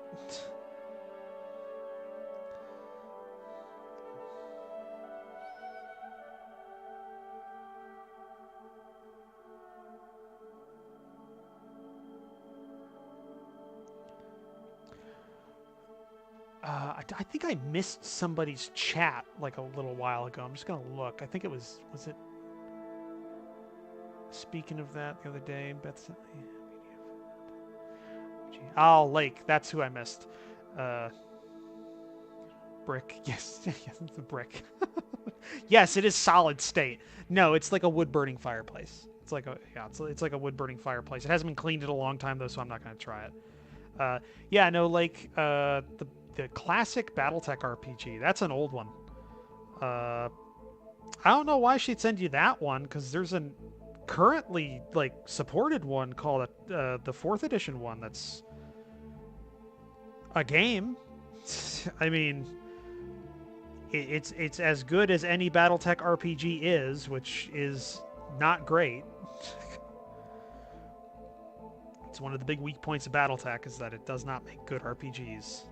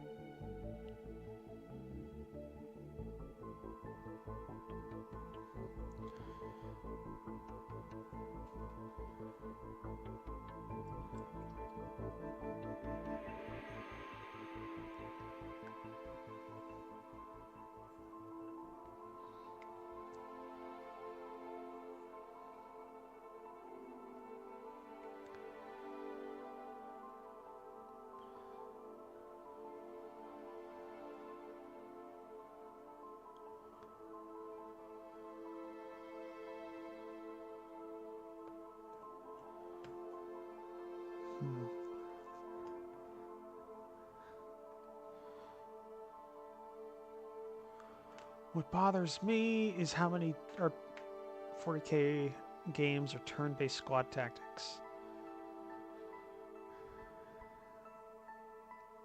Turn-based squad tactics. Oh, you're talking about video games. Oh, okay. No, I think what Lake was talking about it's the BattleTech tabletop RPG, the classic one. Not a video game. And I was saying I'm not sure why that would be the one he got, because there's an available one, like what is it, MechWarrior: A Time of War or something like that, which is the currently supported RPG for the BattleTech setting. So, you know, it feels weird. But I guess if you're like looking for a specific kind of game, it makes sense.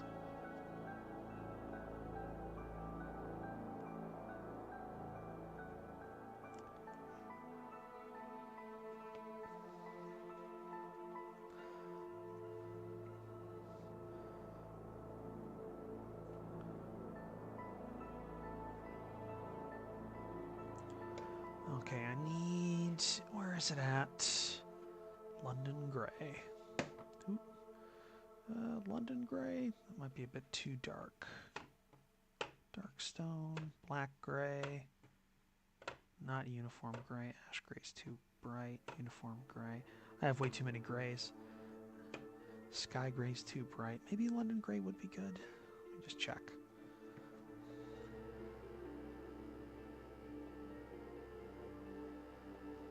Yeah, that's basically the problem. Trinix is the all the BattleTech RPGs have the same problem, in the fact that you have to really hack them to make the game kind of work, because battle mechs exist and they're very complex to run as rules as written. So it's hard to do well, essentially.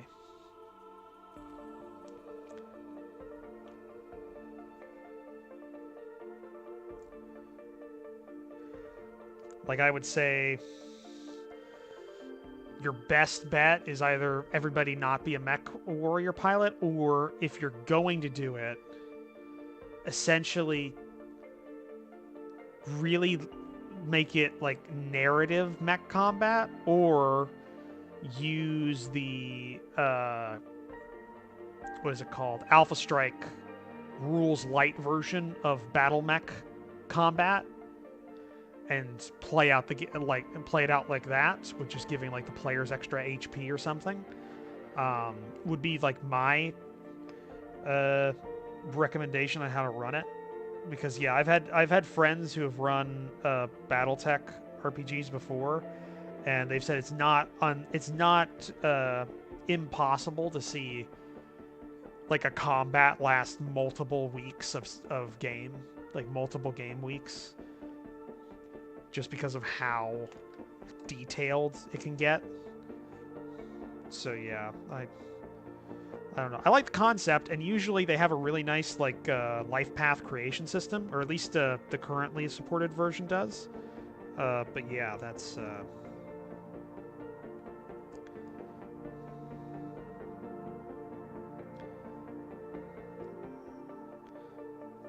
really all I gotta say about that.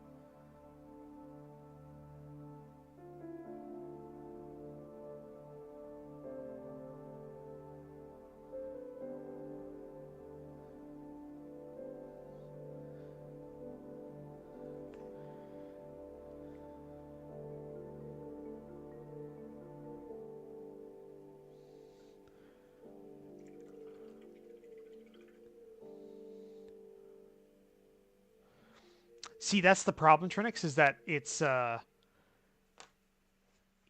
is the combat in the RPG is basically a regular BattleTech game. It's way too complex. That's why I'm saying when combat breaks out, you want to switch over to like the Alpha Strike rule set, which is supposed to be a quick play, large scale game version, or a large scale version of BattleTech. Basically, instead of there being like filling out little dots and all that stuff for your armor, basically you have just a set value of armor points, and like 3 tiers of heat and stuff like that. Like, it's super simplified. You can run whole regular BattleTech. Like, you're usually just gonna have lance on lance, whereas Alpha Strike, you can run company on company combat fairly quickly, with like things like airborne like assets and stuff like that. So that'd be what I'd do, but you know, that's just me.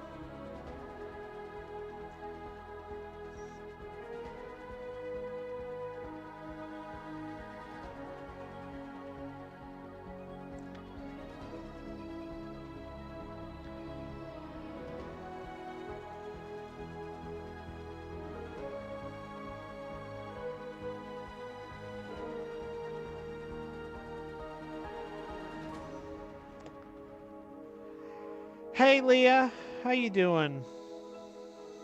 You were streaming earlier. Did you just get done? Or am I misremembering that?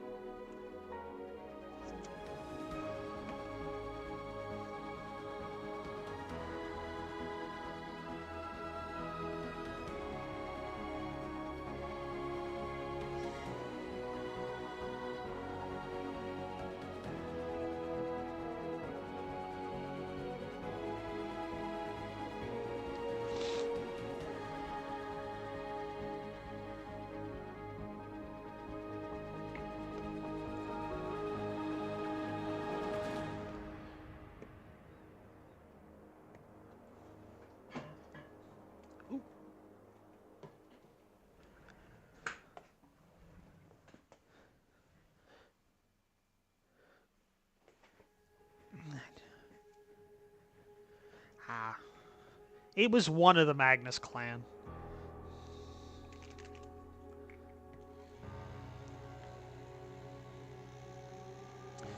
Well, welcome. Thank you for joining. I don't know if you're going to be here for a bit, but I'm just going ahead and, you know, I'm just doing some painting.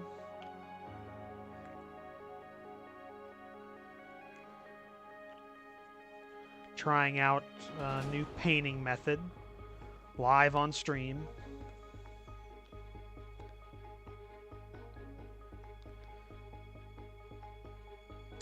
That's very...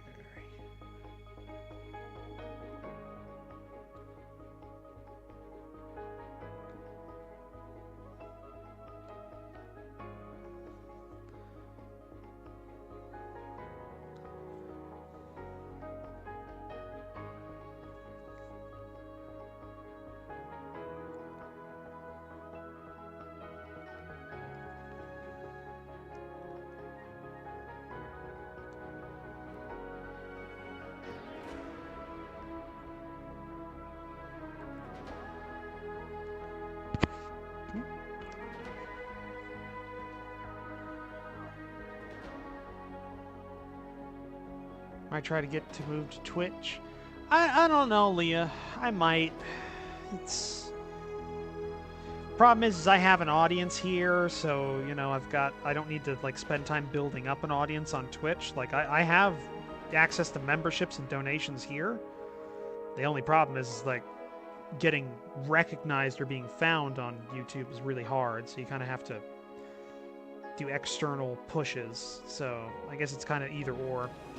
This is a good test. I don't know. I'm probably going to talk to Midge about getting a stream overlay made, because I know he can do that, and he's fairly good at it.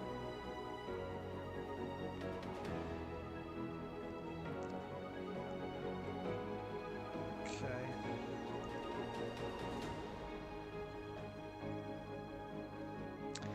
Funny thing is, and hold on, let me go to voice here. It's just this headset mic. Honestly, it was a recommendation by Midge to get this wireless headset because I was looking for one. And it's just that. It's just that. So I don't know what to tell you. I think it's all this because it's not even like my good mic and like audio setup. This is just a wireless headset with a little bit of tuning the gain. That's about it. So, yeah.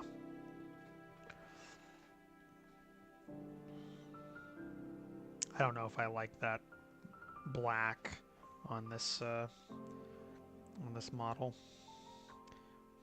I gotta get that, clean that up a little bit. Okay. Right? I know, right? Like, okay, Midge has had this headset for like months, and every time I was thinking maybe I'll get that one, he would always say, yeah, and the mic is surprisingly good too. I was like, okay, Midge, all right. As soon as I started using it, which is when I started coming down here to do some tests on it, no problem. So yeah, it is legit good. It's a good headset.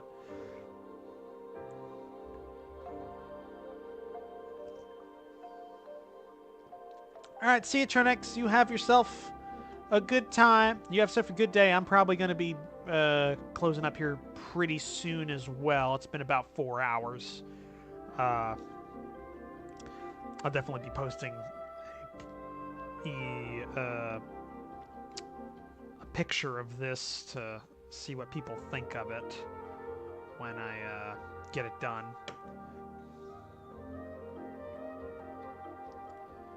Midnight over here. Great job, though. You're doing great.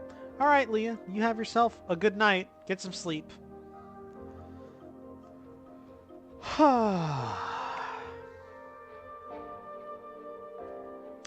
Yeah, I think, I don't know who all is, still around, but it's been 4 hours since I started the stream, and I think it's about time I closed it out. I've got to get dinner, and I'm gonna rest my voice. You know, I've got D&D and RPG stuff and GMing later on this week. So yeah, I'm going to go ahead and close it out here. So, for everybody who's still watching, thank you for joining me. This has been a really great first test. I'm definitely going to see about getting a USB hub for some better switching out between scenes, and maybe a stream overlay so that this screen isn't just black bars on either side. Maybe I'll have some tracking of like donations or something. I don't know. Either way, thanks for joining me. You all have yourself a good night, day, whatever, and I'll see you next time. Definitely next week. Keep on the lookout. Same time. Bye.